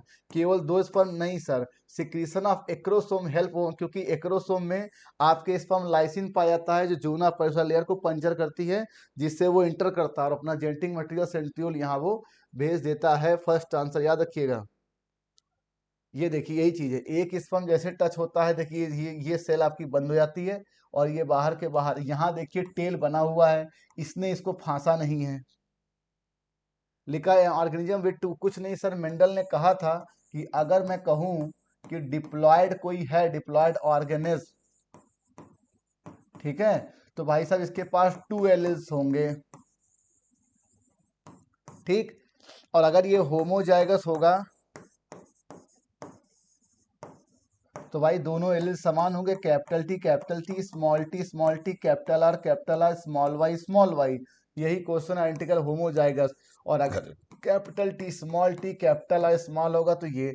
और देखिए डोमिनेंट में कहते हैं जब हेटेरोजाइगस पेयर में जो एलिल अपने को एक्सप्रेस कर लेता है वही होता है डोमिनेंट। तो ये हो गया। और हाइब्रिड का मतलब रिकम्बिनेंट कह सकते हैं, जिनके ऐसी प्रोजनी जिसके अंदर दो पेरेंट्स के कैरेक्टर मिक्सअप आए। कमाल की बात है, ये कैपिटल टी स्मॉल टी ये हाइब्रिड नहीं है। हाइब्रिड रिगार्डिंग फिनोटाइप होता है, जैसे कि आपने पढ़ा था ग्रीन राउंड, जैसे आपने सुना था येलो रिंकल्ड। याद रखिए ये हाइब्रिड होते हैं जिनके अंदर कैरेक्टर मिक्स होते हैं। फोर्थ, अब देखिए एन एंटीजन कुछ नहीं सर, हमें पता है सपोज दैट ये एक ऑर्गेनिज्म है, इसके अंदर किसी वायरस ने एंटर की एज ए एंटीजन, तो इसके अगेंस्ट इसके अंदर एंटीबॉडी बनेगी। तो एंटीजन ही वो फॉरेन सब्सटेंस है जो फॉर्मेशन ऑफ एंटी बॉडी को प्रकट करता है, ठीक है। और इसी सेंटेंस को घुमा के लिखा है कि एंटीबॉडी वो प्रोटीन है जो सिंथेसाइज होती है किसी एंटीजन के रिस्पॉन्स में। ये दोनों सेंटेंस एक ही थे, बट पूछने का लिखने का तरीका अलग रहा, तो वो सेंटेंस सही है। Third answer. ये आपको पता ही है कि हमारे अंदर जैसे आपने वैक्सीनेशन किया तो जो एंटीबॉडी उस वैक्सीन के अगेंस्ट बनी, वायरस के, पोलियो का हो गया, कोविड का हो गया, वो आपकी कैसे आई? पहले तो कोविड के अगेंस्ट हमारा एंटीबॉडी तो बना नहीं था। जब एंटीजन से बॉडी इंटरेक्ट होती है तभी बनता है, याद रखिएगा। और ये कह सकते हैं कि एंटीबॉडी का बनना एंटीजन की वजह से ही है, ठीक। तो ये दोनों सेंटेंस सही हैं, ये आप देख सकते हैं। अब देखिए कहा गया पेप्टाइड बॉन्ड, अभी पिछले ही सेशन में मैंने आपको बताया है कि बॉन्ड कम से कम 2 यूनिट को जोड़ता है, 2 यूनिट के बीच होता है, याद रखिएगा हमेशा। तो मैं कहूं अगर 1 यूनिट ये है, 1 यूनिट ये है, तो इनके बीच ये बॉन्ड बना पेप्टाइड बॉन्ड। और 2 एमिनो एसिड डाइपेप्टाइड, ऐसे ये हम और ले आए ट्राइपेप्टाइड, ऐसे हम और ले आए टेट्रापेप्टाइड। तो हमेशा peptide bond number of amino acid से एक कम होगा। और हर पेप्टाइड बॉन्ड के बनने में एक वाटर मॉलिक्यूल निकलता है, ये बात हमेशा याद रखिएगा। तो पूछेंगे कि जितने एमिनो एसिड होते हैं उससे एक कम वाटर मॉलिक्यूल निकलेगा और उससे एक कम पेप्टाइड बॉन्ड होता है, ये बात याद रखिएगा हमेशा, ठीक। अब हम लोग आगे बढ़ते हैं। तो मैं ये कह रहा हूं कि ये जो पेप्टाइड बॉन्ड है ये डाइपेप्टाइड से लेकर पॉलीपेप्टाइड तक का कैरेक्टर है। किसका कैरेक्टर है? या प्रोटीन का कैरेक्टर है, ठीक। अब इसमें से हम क्या छांट लें? पॉलीपेप्टाइड छांट लें और प्रोटीन छांट लें। एमिनो एसिड सपोज दैट कोई चीज मान लीजिए एलानीन है, तो बॉन्ड किसी सिंगल यूनिट के बीच में नहीं होता, तो सिंगल एमिनो एसिड में कोई बॉन्ड नहीं होगा, ठीक है भाई। तो टायरोसिनिक एमिनो एसिड इसमें नहीं होगा, एलानीन में नहीं होगा। ग्लूकागॉन हार्मोन है, पॉलीपेप्टाइड सही है, एएनएफ में है। उसके बाद हीमोग्लोबिन क्वाटरनरी प्रोटीन है। उसके बाद myoglobin, PEPcase enzyme, rubisco enzyme, peroxidase enzyme, क्योंकि एंजाइम प्रोटीन ही होते हैं। और ग्लाइसिन एमिनो एसिड है, ग्लूटामिक एमिनो एसिड है। ग्लाइकोजन और स्टार्च ये कार्बोहाइड्रेट, इनमें ग्लाइकोसिडिक बॉन्ड मिलेगा। तो 1 2 2 2 4 और 3 7 कितने आंसर आ गए? 7 थर्ड। तो मुझे देखिए 1 2 3 4 5 6 7 थर्ड आंसर। अब देखिए लिखा है कि ये क्वेश्चन आपकी किताब में लिखा है कि हमारे शरीर के हर सेल में नर्वस सिस्टम न्यूरॉन इनर्वेट नहीं कर सकता। इसके लिए हमें अगर प्रॉपर कोऑर्डिनेशन इंटीग्रेशन चाहिए तो कोई ऐसी व्यवस्था, कोई ऐसा सिस्टम डेवलप करना होगा जिससे एक एक सेल रिस्पॉन्ड करे। इसके लिए नर्वस सिस्टम के बाद केमिकल कोऑर्डिनेशन आया, दैट इज हार्मोन्स, ठीक है। तो कहते हैं कि जो आपका ये दोनों सिस्टम जो होते हैं एक दूसरे के इंटीग्रेट में काम करते हैं। तो कैसे? तो ये कहा गया कि endocrine gland regulate neural activity and nervous system endocrine activity. तो ये बात प्रूफ करिए कैसे सही है। मुझे पता है कि हाइपोथैलेमस ब्रेन का पार्ट है, नर्वस सिस्टम का पार्ट है। ये हार्मोन निकालता ऑक्सीटोसिन और एडीएच। तो ये आपके हार्मोन निकलता है तो बॉडी में रेगुलेट करता है। और आपको पता कि एड्रेनलिन, नॉर एड्रेनलिन ये हार्मोन होते हैं, ये सिंपैथेटिक नर्वस सिस्टम को एक्टिवेट करते हैं। तो हार्मोन ने नर्वस सिस्टम को एक्टिवेट किया तो उसको रेगुलेट इंटीग्रेट किया, और इस हार्मोन ने, इस नर्वस सिस्टम के ब्रेन के पार्ट ने हार्मोन निकालना तो बॉडी कंट्रोल किया। इसका मतलब ये सेंटेंस सही है, थर्ड आंसर। एनेक्रोमियन प्रोसेस आपको बताया गया था कि जब आप पेक्टोरल गर्डल के बोन की बात करते हो, पेक्टोरल गर्डल के बोन की, तो उसका एक फॉर्मूला है P C square S square, ये क्लेविकल है, याद रखिएगा। इसी को आप कॉलर बोन के नाम से जानते हो। और ये है स्कैपुला। इसमें एक प्रोसेस होता है एक्रोमियन, और इसी एक्रोमियन प्रोसेस से क्या आर्टिकुलेट होता है, यही क्लेविकल इसी एक्रोमियन प्रोसेस से आर्टिकुलेट होता है। और इसी एक्रोमियन प्रोसेस के नीचे एक डिप्रेशन होता है जिसको बोलते हैं ग्लिनॉइड कैविटी, जिसमें हेड ऑफ ह्यूमरस फिट होता है। ठीक, तो एक्रोमियन प्रोसेस किसको जोड़ता है, स्कैपुला को क्लेविकल से, और glenoid cavity head of humerus को जोड़ती है आपके स्कैपुला से। तो क्या है, पेक्टोरल गडिल ऑफ मैमल में पाया जाता है। सेकेंड आंसर लिखा, मेनी पल्सेस दाल वाली फैमिली होती है फेबेसी, याद रखिएगा। ठीक है, चना, अरहर, मूंग, उड़द सब इसी में है, एनएमसी सिलेबस में है ये। अब देखिए, highly effective but their reversibility is very poor, ये क्या होते हैं, सर्जिकल मेथड्स। क्या होते हैं सर, सर्जिकल। और ये एक प्रकार का कॉन्ट्रासेप्टिव है, याद रखिएगा, ये भी वही है। ये मेल में है, ये फीमेल में, इसमें वास्ट डिफरेंस कट करते हैं, इसमें फैलोपियन ट्यूब। और आरटीआई रिप्रोडक्टिव ट्रांस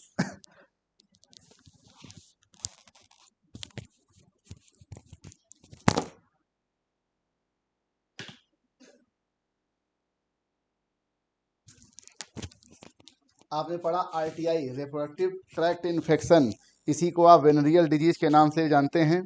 ठीक है, और इसी को आप क्या बोलते हैं, सेक्सुअली ट्रांसमिट डिजीज।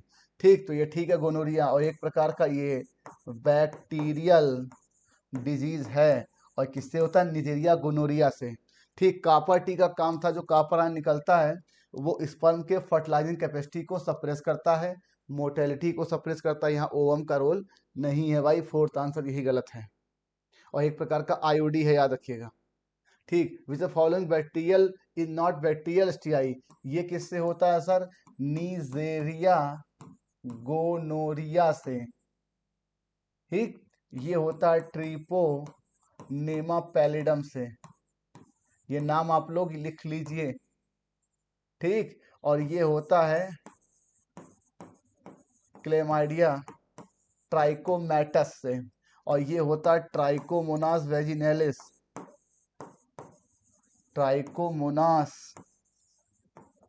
वेजिनेलिस से। तो ये प्रोटोजोआ है, याद रखिएगा, थर्ड आंसर। ये बैक्टीरिया है, ये बैक्टीरिया, ये बैक्टीरिया है, समझ गए। ये बात याद रखिएगा, इसको देख लीजिए आप किताब में। ठीक है भाई, ठीक है, तो ये होता है क्लेमाइडिया ट्राइकोमैटस से, ट्रिपोनिया पैलिडम से, निजरिया गोनोरिया, और ये ट्राइकोमोनास वेजिनेलिस से। थर्ड आंसर यही है। अब देखिए, आपकी किताब में जहां पर ह्यूमन रिप्रोडक्शन का आखिरी चैप्टर पन्ना लिखा हुआ है, जहां पर ह्यूमन प्रेगनेंसी को 9 मंथ बताया गया है, उसी के नीचे देखिए एनसीईआरटी ने आपसे एक सवाल पूछा है कि क्या आप जानते हैं, can you think about dog, cat, elephant में कितना होता है गेस्टेशन पीरियड। तो एनसीईआरटी ने आप सवाल पूछा था, मैंने आपसे पूछ लिया। डॉग में 63 है नियरली, और आपके कैट में 63 है, और जो एलिफेंट होता है 640 टू 660 डेज होता है। दैट इज फोर्थ आंसर, याद रखिएगा। ये आप देख सकते हैं कि डू यू थिंक, ये सवाल यहाँ से था, do you think how many last for डैग cats. तो एनसीईआरटी ने आप सवाल पूछा, मैंने आपसे पूछ लिया। ठीक है भाई, आगे बढ़ते हैं। अब देखिए, what is the full form of HPL। अरे सर, जमाने से ह्यूमन प्लेसेंटल लैक्टोजन, ऐसे ही आपने देखा human chorionic gonadotropin, that is second answer. ठीक है, तो ह्यूमन प्लेसेंटल लैक्टोजन और ह्यूमन गोनाडोट्रोपिन, और ये वो हार्मोन है जो केवल प्रेगनेंसी के समय ही निकलते हैं, याद रखिएगा। ठीक है, सेकेंड आंसर। अब देखिए, हेरोइन या depression slow down body function, बिल्कुल सही है। ये एक प्रकार का सेडेटिव है। ठीक है, सेडेटिव एंड पेन किलर, ये बात याद रखिएगा, और सर्जरी के बाद यही इस्तेमाल होता है। आपकी किताब में लिखा है कि ड्रग्स एल्कोहल में ओपोइड्स हो सकता है, कैनाबिनॉइड्स हो सकता है, कोकीन हो सकता है, बार्बिट्रेट हो सकता है, एम्फेटामाइन, बेंजोडाइजेपाइन, LSD, ये सब हो सकते हैं। तो हम ये कैसे कह दें कि ओपोइड्स केवल बार्बिट्रेट्स और एम्फेटामाइन केवल ड्रग एब्यूज होते हैं, गलत। और ओपोइड्स का केवल मेडिसिनल यूज नहीं, क्योंकि हम लोग उसका ड्रग एब्यूज भी कर रहे हैं, तो ये भी गलत है। अल्फा इंटरफेरॉन ही वो कंपाउंड था जो बॉडी में कैंसर के अगेंस्ट आपकी इम्यूनिटी को स्ट्रॉन्ग करता था, एक्टिवेट करता था, ताकि प्रॉपरली कैंसर सेल को खत्म किया जा सके। ठीक है, तो ये गलत है, दैट इज फर्स्ट आंसर। अब देखिए, the pathogen can enter our body by various means multiply and interfere with normal vital. कुछ नहीं कहा गया कि एक शरीर के अंदर पैथोजन जाता है तो कैसे वो होस्ट को डिस्टर्ब करता है। कुछ ऐसे शरीर में डिफॉर्मिटीज करेगा, एक तो फिजियोलॉजी डिस्टर्ब होगी, फिर बॉडी में डिफॉर्मिटीज काज करेगा जिससे कुछ मार्फोलॉजिकल करेक्टर, स्किन में रेसेस पड़ेगा, चकत्ते पड़ेंगे, तो ये आपके मार्फोलॉजिकल डैमेज हैं। ठीक, और फंक्शनल डैमेज तो है, बॉडी प्रॉपरली मेटाबॉलिज्म ठीक से नहीं चलेगा। इसके अलावा पैथोजन की खास बात होती है कि हमारे शरीर में जो एसिडिक पीएच होता है स्टमक का, उस पर सर्वाइव करने के लिए वो अडाप्ट कर जाता है। ठीक है, तो इंटर द गट और surviving the stomach at the low pH and resisting various digestive enzyme. एक बात बताइए, जो आपका पैथोजन गया, हमारा डाइजेस्टिव एंजाइम उसे भी डाइजेस्ट कर सकता था, इसलिए वो ऐसा अडाप्टेशन रखता है अपने अंदर। तो ये दोनों सेंटेंस बिल्कुल सही हैं। Third answer. अब लिखा है many species extinction in the last, पिछले 5 सालों में बहुत सारी स्पीसीज आदमी के ओवर एक्सप्लॉयटेशन की वजह से, एक होता है यूज, एक होती यूटिलिटी, और एक होता है कंजम्पशन, और एक होता है ओवर एक्सप्लॉयटेशन। एक्सप्लॉयटेशन का मतलब कोई चीज है और बिना उस चीज को संभाले, बिना उस चीज को प्रोडक्ट किए हुए हम उस चीज को इस्तेमाल कर रहे हो, तो होता है एक्सप्लॉयटेशन। और ओवर एक्सप्लॉयटेशन का मतलब उस चीज को आप खत्म करने की कगार पे जा रहे हो।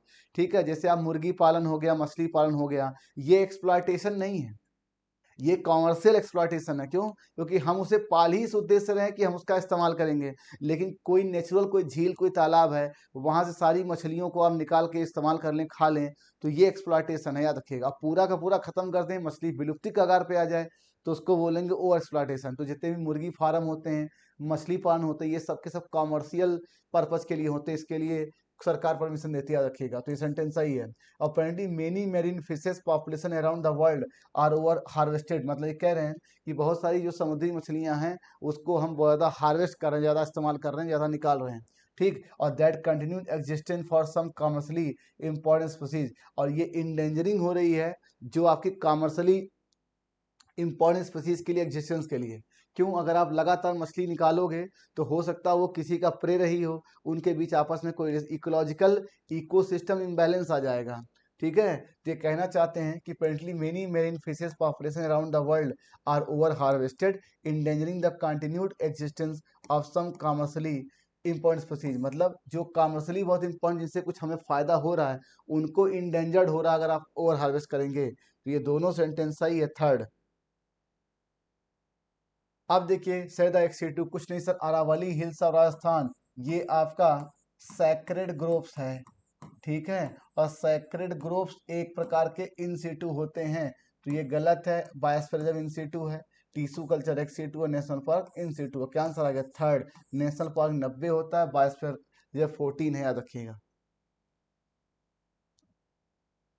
अब देखिए, कुछ नहीं सर, एक हैबिटेट है ए बी सी डी, और ये बताया गया था कि किसी हैबिटेट में एक से ज्यादा स्पीसीज की पॉपुलेशन हो तो उसको बोलते हैं बायोटिक कम्युनिटी। और biotic community variety of population interaction देखने को मिलते हैं, जैसे कि एमेंसिलिज्म, कॉमनसिलिज्म, प्रीडेशन, पैरासाइटिज्म, ठीक है, म्यूचुअलिज्म। तो देखते हैं इनमें क्या रिलेशन है। ये कहा जा रहा है कि ये वाली स्पीसीज एक केमिकल निकाल रही है जो बी वाले की ग्रोथ को डिस्टर्ब कर रही है, मतलब इसकी इफिशियंसी इसको हिंडर्ड कर रही है, इसके सर्वाइवल को दिक्कत कर रही है। सच इंटरेक्शन का कॉल एमेंसिलिज्म, बिल्कुल सही। इसने केमिकल निकाला, इसको तो कोई दिक्कत नहीं है, जीरो न्यूट्रल, लेकिन इसको हो गया नुकसान माइनस, तो माइनस जीरो इंटरेक्शन एमेंसिलिज्म। अब ये कह रहे हैं कि स्पीसीज सी न्यूट्रिशन ले रही है डी से और इसी पे रह भी रही है, तो याद करिए पैरासाइटिज्म की डिफिनेशन क्या थी कि कोई स्पीसीज, एक लिविंग, किसी दूसरे के ऊपर या उसके शरीर के अंदर या बाहर कहीं पर भी रहे भी और खाए भी, इसको बोलते हैं ट्रू पैरासाइट। इसीलिए जो फीमेल मॉस्किटो है ट्रू पैरासाइट नहीं है, मतलब पैरासाइट नहीं है। क्योंकि वो केवल ब्लड सक करके चली जाती है और रहती नहीं है, हम उसे अपने ऊपर पाल नहीं रहे होते, कि लाइस जो जुआ हमारे शरीर में है वो रहता भी है और न्यूट्रिशन भी लेता है। तो भाई ये वाला गलत है, ये आपका प्रेडेशन नहीं, ये पैरासाइटिज्म होगा, याद रखिएगा। ठीक, तो पहला ट्रू है, दूसरा फॉल्स है। फर्स्ट आंसर, पहला ट्रू है, दूसरा फॉल्स है। अरे नहीं, अब देखिए आपकी किताब में लिखा है कि भाई साहब अगर हेट्रोजाइगस पेयर में है, ठीक है, डिप्लॉयड, तो हम कह देंगे भाई एलील की संख्या 2 है।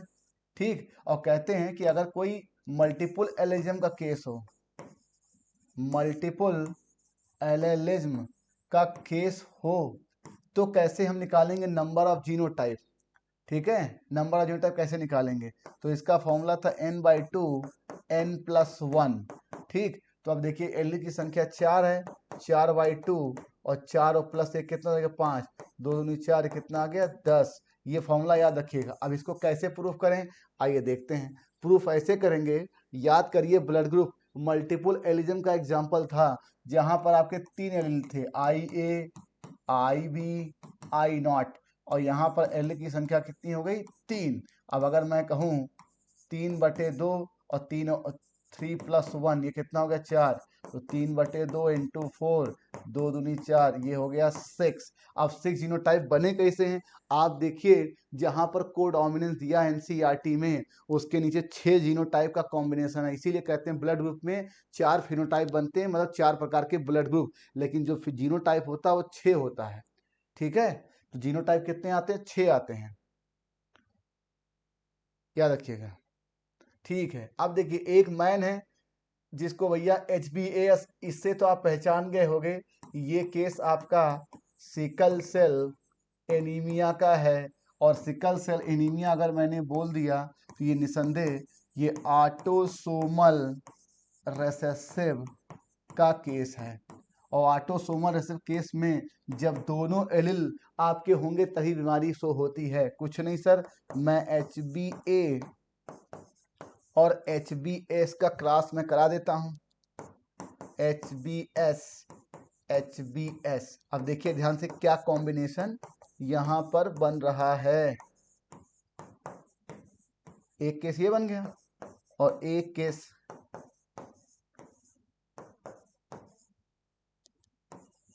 ठीक है, HbS और HbS। अब ध्यान से देखिए बच्चों, केवल ये वाला डबल एलिल बीमार होगा और केवल ये वाली बीमार होगी। इसका मतलब 4 में केवल 2 ही बीमार है, 2/4 इंटू 100, 50% प्रोजनी। अब चूंकि ऑटोसोमल है तो मेल फीमेल दोनों में हो सकता है, तो भैया 50% विद सिकल सेल एनीमिया, इनके बच्चे 50% वाले जो होंगे 4 में 2 या 100 में 50 बच्चे बीमार होंगे। कुछ नहीं सर, आपसे बताया गया था कि जब आप होलो एंजाइम की बात करते हो, होलो एंजाइम, तो इसमें तो एक प्रोटीन पार्ट होता है एपो एंजाइम और एक होता है कोफैक्टर। और ये कोफैक्टर भी 3 प्रकार के आपको पढ़ाए गए थे, कोएंजाइम, मेटालाइन और प्रोस्थेटिक ग्रुप। ठीक, यही पढ़ाया गया था। तो और इतने अगर एग्जाम्पल हैं तो ये वो नॉन प्रोटीन पार्ट हैं जो एंजाइम की एक्टिविटी के लिए बहुत ही क्रूशियल है, ऐसा आपकी किताब खुद कहती है। ठीक, तो भैया ये इसी के बारे में इंडिकेशन है कि non protein constituent that make the enzyme reactive, ये कोफैक्टर के बारे में ही बात कर रहे हैं। याद रखिएगा। अब कोफैक्टर कौन कौन से, coenzyme, NAD NADP, prosthetic group, him group और मेटालाइन जिंक, ये सब एग्जांपल आपकी एनसीईआरटी में दिए हैं ऑल। और एक कमाल की बात है, NAD NADP क्या विटामिन कंटेनिंग केमिकल है, नियासिन। और हिम ग्रुप काहे के लिए था, परऑक्सीडेज के लिए था, जो कि परऑक्सीडेज का हाइड्रोजन परऑक्साइड का ब्रेकडाउन करता था। Fourth answer. अब देखिए कहते हैं सेकेंडरी मेटाबोलाइट का चार्ट बना है, जिसमें एक कैटेगरी आपकी इसेंशियल ऑयल की भी थी, that is lemon grass oil, fourth answer. और ये तीनों तो देखो, ये आपका कार्बोहाइड्रेट हो गया, ये दोनों प्रोटीन हो गए, तो ये तो प्राइमरी मेटाबोलाइट है, इनका फंक्शन नोन है। ये आप चार्ट दे सकते हैं, इसेंशियल ऑयल में था ये। अब देखिए स्ट्रक्चरल फंक्शन किसी लिविंग का क्या होता है, सेल, ये तो आपको पता ही है, इंडिपेंडेंट सेल मिनिमम एक सेल ही लिविंग होती है। अब देखिए क्लोरोप्लास्ट की बात करें, क्लोरोप्लास्ट माइटोकॉन्ड्रिया में जो होते हैं एक प्रकार के एंडोसिम्बायंट होते हैं किसी यूकैरियोटिक सेल में। क्यों, क्योंकि सेल के अंदर रह रहे हैं, तो सेल के अंदर रह रहे हैं तो सेल के वातावरण से इस्तेमाल करके खुद को सर्वाइव कर रहे हैं। लेकिन इंडिपेंडेंट एग्जिस्टेंस क्लोरोप्लास्ट माइटोकॉन्ड्रिया का नहीं है। लेकिन हाँ, सेल को भी इन दोनों की उतनी ही आवश्यकता होती है। क्यों, क्योंकि इनके पास खुद की मशीनरी होती है, प्रोटीन सिंथेसाइजिंग होती है, ATP प्रोडक्शन कर सकते हैं, और ये इंपॉर्टेंट सेल ऑर्गेनेल है, याद रखिएगा। ठीक, तो भैया ये क्या है, सेमी ऑटोनोमस ऑर्गेनेल होते हैं, याद रखिएगा। सेमी ऑटोनोमस, आधा एक काम खुद करते हैं। इनका जो DNA होता है वो बैक्टीरिया की तरह होता है, single circular double standard DNA, और सेम एज माइटोकॉन्ड्रिया में होता है, तो इसलिए गलत है। इनमें राइबोसोम 70S RNA पाया जाता है, प्रोटीन सिंथेसाइज मशीनरी पाई जाती है। RER का मतलब ऐसे एंडोप्लाज्मिक रेटिकुलम जिन पे राइबोसोम है तो प्रोटीन सिंथेसिस भी फ्रिक्वेंटली ऑब्जर्व होगा। और अगर स्मूथ होता तो स्टेरॉयड या लिपिड होता। और राइबोसोम चाहे 70s हो चाहे 80s हो, कितने का बना होगा सर? 2 यूनिट का बना होगा। 70s होगा तो 50-30, 80s का होगा तो 60-40। तो ये सही है। मुझे क्या दिख रहा है? Second answer. अब देखिए, कुछ नहीं सर, फ्रॉग। आपको पता कॉमन इंडियन स्पीसीज क्या होती है? राना टिग्रीना। ठीक है। फाइलम इसका कार्डिटा, सब फाइलम वर्टिब्रेटा। क्लास इसका एम्फीबिया, याद रखिएगा। और आपको बताया गया था कि ये रेस्पिरेशन भी कई तरह से करता है। एक करता है क्यूटेनियस, ठीक, और एक करता है बक्कोफेरेंजियल, ठीक, और एक करता है पल्मोनरी, याद रखिएगा। और क्यूटेनियस कहाँ करता है? स्किन से। स्किन से रेशन हर जगह करता है, चाहे हाइबरनेशन में हो, एस्टिवेशन में हो, जमीन पे हो, पानी में हो, कहीं पर भी हो। तो एस्टिवेशन का मतलब एक्सट्रीम हीट कंडीशन में इनएक्टिव कंडीशन में जाना, और हाइबरनेशन कोल्ड, और टिम्पैनम रिसीव साउंड सिग्नल, और ये डिपेंड करती है एक्सटर्नल ईयर को। That is four third answer all. कुछ नहीं सर, डायग्राम देख के आप पहचान गए होंगे। ये भाई साहब स्क्वैमस डायग्राम दिख रहा है, और ये हमें सीलिएटेड कॉलुमनर दिख रही है, ठीक, और ये केवल कॉलुमनर दिख रही है। और इनकी पोजीशनिंग तो आपको पता थी, ये ब्लड वेसल्स में थे, लंग्स में थे, ब्लड वेसल्स में थे, बोन में ये नहीं है। ये फैलोपियन ट्यूब ब्रोंकियोस में है, स्टमक में नहीं है। ये स्टमक में है, जीआईटी में है, इंटेस्टाइन में है। तो ए और बी सही दिख रहा है। क्या आंसर आ गया? सेकेंड, याद रखिएगा। और ये एल्वियोलाई ऑफ लंग्स में नहीं, फैलोपियन ट्यूब में नहीं, कार्टिलेज से कोई मतलब नहीं। First A and B, second answer. अब देखिए लेफ्ट। अब देखिए, आपको पता मियोसिस वन के पहला स्टेप क्या था? प्रोफेज वन, जो कि फर्दर 5 सबस्टेंस डिवाइड था: leptotene, pachytene, diplotene, leptotene, leptotene, zygotene, pachytene, diplotene, diakinesis. और इन सब में अपने अलग अलग क्रोमोसोम का बिहेवियर था। पहला स्टेज क्या था? उसमें क्रोमोसोम कॉम्पैक्ट होकर टाइट होकर क्रोमोसोम की तरह दिखने लगेगा। और पैकेटिन में 2 होमोलोगस क्रोमोसोम के नॉन सिस्टर क्रोमेटिड के बीच आपका एक्सचेंज ऑफ जेनेटिक मटेरियल होता है, जिसको बोलते हैं क्रॉसिंग ओवर। और ये रिकॉम्बिनेंट एंजाइम की वजह से होता था, याद रखिएगा। तो ये भी ठीक है। तो ये दोनों सेंटेंस मुझे ठीक दिख रहा है। थर्ड। अब देखिए, लिखा कि प्रोफेज वन ठीक है। लिखा the first stage of karyokinesis of mitosis follows the SN-G2 phase. कुछ नहीं सर, आपको बताया गया था कि जब आप एम फेज की बात करते हो, एम फेज की, तो इसमें तो एक स्टेज आपका कैरियोकाइनेसिस और एक स्टेज आपका साइटोकाइनेसिस। तो पहला स्टेज क्या है इसका? प्रोफेज। और ये कहना चाहते हैं कि G1S G2 के बाद पहला जो कैरियर स्टेज होगा वो प्रोफेज ही स्टार्ट होता है। Second answer. G1S G2 के बाद पहला प्रोफेज आता है, सेकेंड आंसर। अब देखिए, fermentation accounts for only a partial breakdown of glucose where an aerobic respiration completely degrade. बिल्कुल सही है, CO2H2O। और मेनी मोर एनर्जी रिलीवेट होती है। लेकिन जो NADH oxidise to plus rather slowly in aerobic नहीं, ये उल्टा लिखा है सर, यहाँ फर्मेंटेशन होगा। और इन केस ऑफ ये एरोबिक रेस्पिरेशन गलत लिखा है। क्यों? NADH और NAD प्लस में जो चेंज होता है, ये फर्मेंटेशन में बहुत स्लोली होता है और बहुत ही फास्टली किसमें होता है? एरोबिक रेस्पिरेशन में। क्यों ऐसा होता है? क्योंकि इनके हाइड्रोजन निकलते हैं, ये जाते हैं ETS में, क्या बनाते हैं? ATP। और ATP की नीड किसी भी एरोबिक रेस्पिरेशन में बनती है, क्योंकि ये मेटाबॉलिज्म का रेट फास्ट होता है यूकैरियोट्स में और बड़े ऑर्गेनिज्म में। तो ये पहला सही है, दूसरा गलत है, फर्स्ट आंसर। अब देखिए, क्रेब साइकिल को ट्राई कार्बोक्सिलिक एसिड साइकिल क्यों कहते हैं? ये क्रेब साइकिल का पहला स्टेबल प्रोडक्ट सिट्रिक एसिड है, और सिट्रिक एसिड में ट्राई कार्बोक्सिलिक ग्रुप पाया जाता है, ठीक है। और एक ये यही इसका एग्जाम्पल है, याद रखिएगा। तो इसीलिए इसको क्रेब साइकिल को आपका ट्राई कार्बोक्सिलिक साइकिल कहते हैं। और सिट्रिक एसिड साइकिल क्यों कहते हैं? क्योंकि पहला स्टेबल प्रोडक्ट सिट्रिक एसिड होता है। हाँ, हो सकता है कल ये सवाल पूछ लिया जाए।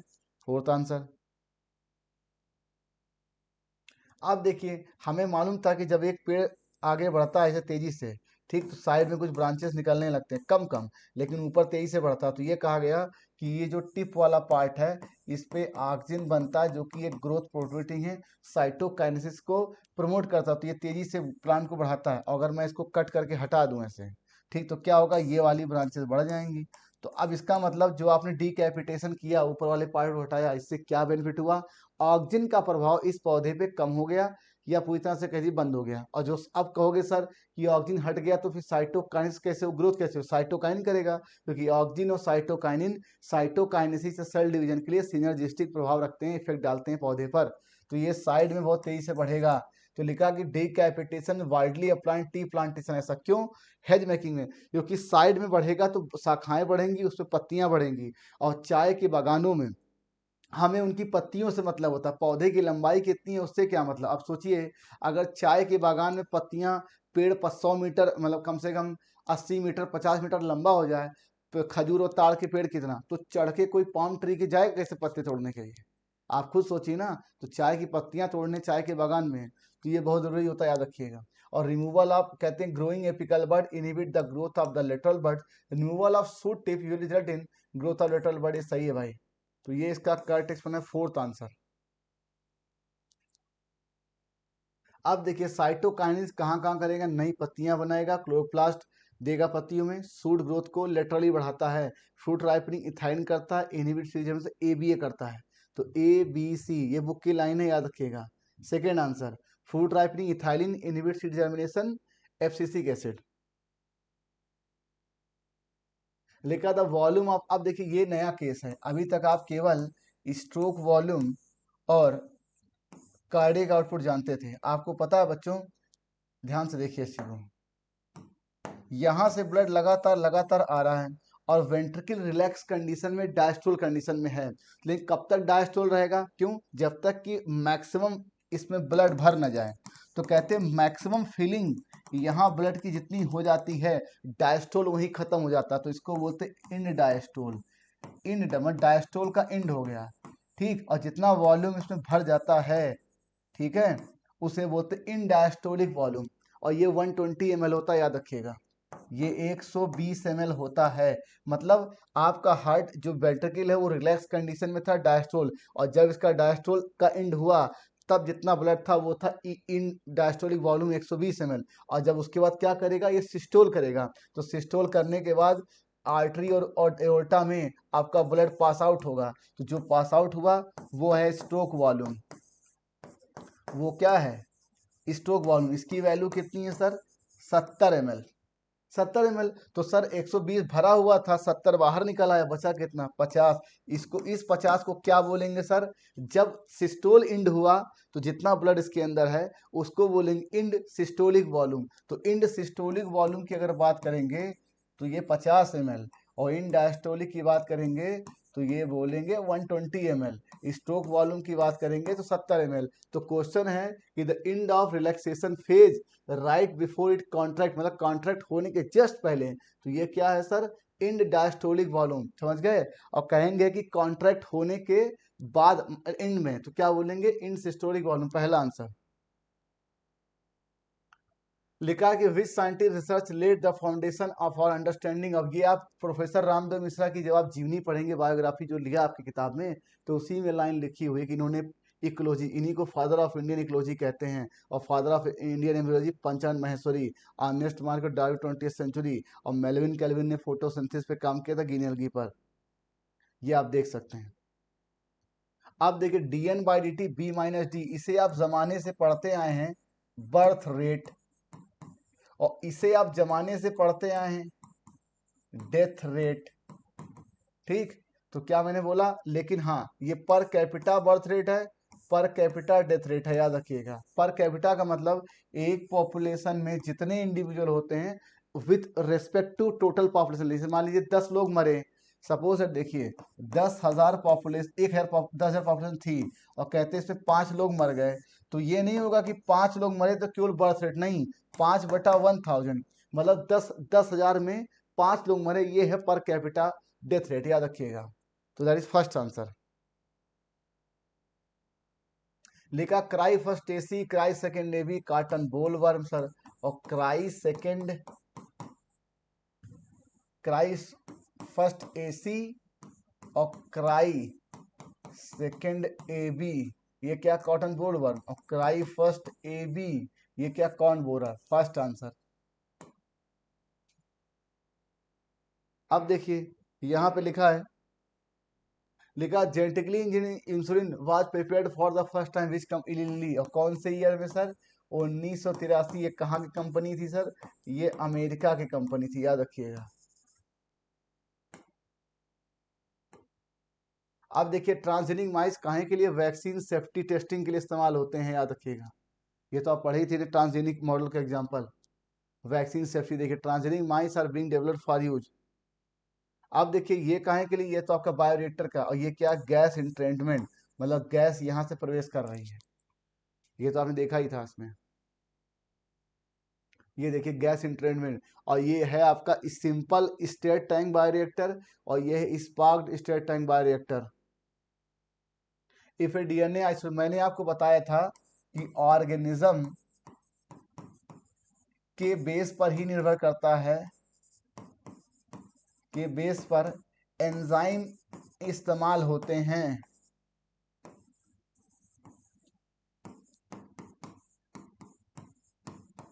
याद रखिएगा एंजाइम यूज होते हैं, याद रखिएगा। कैसे? अगर मैं कहूँ कोई फंगाई है, तो भाई पहले इसके सेल वॉल को डाइस करने के लिए हम क्या लेंगे? काइटिनेज। और अगर कोई बैक्टीरिया है तो नाम नाम टाइप करने के लाइसोजाइम लेंगे। कोई प्लांट सेल है तो सेलुलोज लेंगे। लेकिन प्रोटीएज, राइबोन्यूक्लिएज, ये सब के सब कॉमन रहेंगे। कोई भी जीव हो, कोई भी यूकैरियोटिक होगा चाहे प्रोकैरियोटिक, प्रोटीन होगा आरएनए होगा, तो ये दोनों तो कॉमन चीज है। लेकिन आपको पकड़ना ये था ट्राइकोडर्मा ड्यूट्रोमाइस्टीज का मेंबर है सर, और ड्यूट्रोमाइस्टीज एक क्लास है किसकी? फंजाई की। ठीक, तो भाई काइटिनेज, प्रोटीन, ये सारे एंजाइम इस्तेमाल होंगे। लिखा पीवीआर 322 का डायग्राम देखिए, एम्पार और टेटार। ठीक है, ये दो टेटार पे आपने पढ़ा ही था सर, बैमेच 1 और सेल 1। एम्पार पे आप देखे होंगे पीवीयू फर्स्ट, पीएसटी फर्स्ट, और रोप पर आपने देखा है पीवीयू सेकंड, और ओरी पे आपने देखा है पीएसटी सेकंड लिखा हुआ है। थर्ड आंसर ये देखिए, ओरी पे नहीं को लिखे, PST first, PVU first, umpire, बीएमएच 1, cell 1 और पीवीयू सेकंड। क्या आंसर आ गया? ठीक है, अब देखिए विच of the following enzyme act on specific recognition. ये कहानी है, ये आपके पैलिंड्रोम की बात कर रहे हैं, मतलब ऐसे एंजाइम का नाम बताना था जो पैलिंड्रोमिक सीक्वेंस पे काम करते हैं सर। और पैलिंड्रोमिक सीक्वेंस जो होते हैं वो डीएनए के सीक्वेंस होते हैं, और इस पे काम करने वाला एंजाइम होता है रेस्ट्रिक्शन एंडोन्यूक्लिएज। ठीक है, याद रखिएगा एंडोन्यूक्लिएज में भी रेस्ट्रिक्शन एंडोन्यूक्लिएज, जो कि पैलिंड्रोमिक जो काम करते हैं, ये प्रोटीन को डाइजेस्ट करेगा, ये फैट को डाइजेस्ट करेगा, ये कार्बोहाइड्रेट को डाइजेस्ट करेगा। देख सकते हैं आप डायग्राम को। आप देखिए जीएन रामचंद्रन ने अपनी पीएचडी की डिग्री प्राप्त की कैम्ब्रिज यूनिवर्सिटी से 1949 में, और 1942 में इन्होंने प्राप्त किया था यूनिवर्सिटी ऑफ मद्रास से। क्या प्राप्त किया था इन्होंने? इन्होंने प्राप्त किया था बीएससी किया था, याद रखिएगा। तो यूनिवर्सिटी ऑफ मद्रास से इन्होंने क्या पाया था? बीएससी पास आउट किया था, ये किताब में आपके लिखा हुआ है। ठीक है भाई, तो यूनिवर्सिटी ऑफ मद्रास से 1942 में इन्होंने बीएससी की डिग्री प्राप्त की, और ये बायोफिजिक्स के संस्थापक थे। ठीक है, और ये काफ़ी महान साइंटिस्ट हैं हमारे देश के। तो यहाँ से हमारा ये सेशन खत्म हुआ। कमेंट बॉक्स में बताइए कि आपको ये सेशन कैसा लगा। Thank you for watching the video. Bye bye.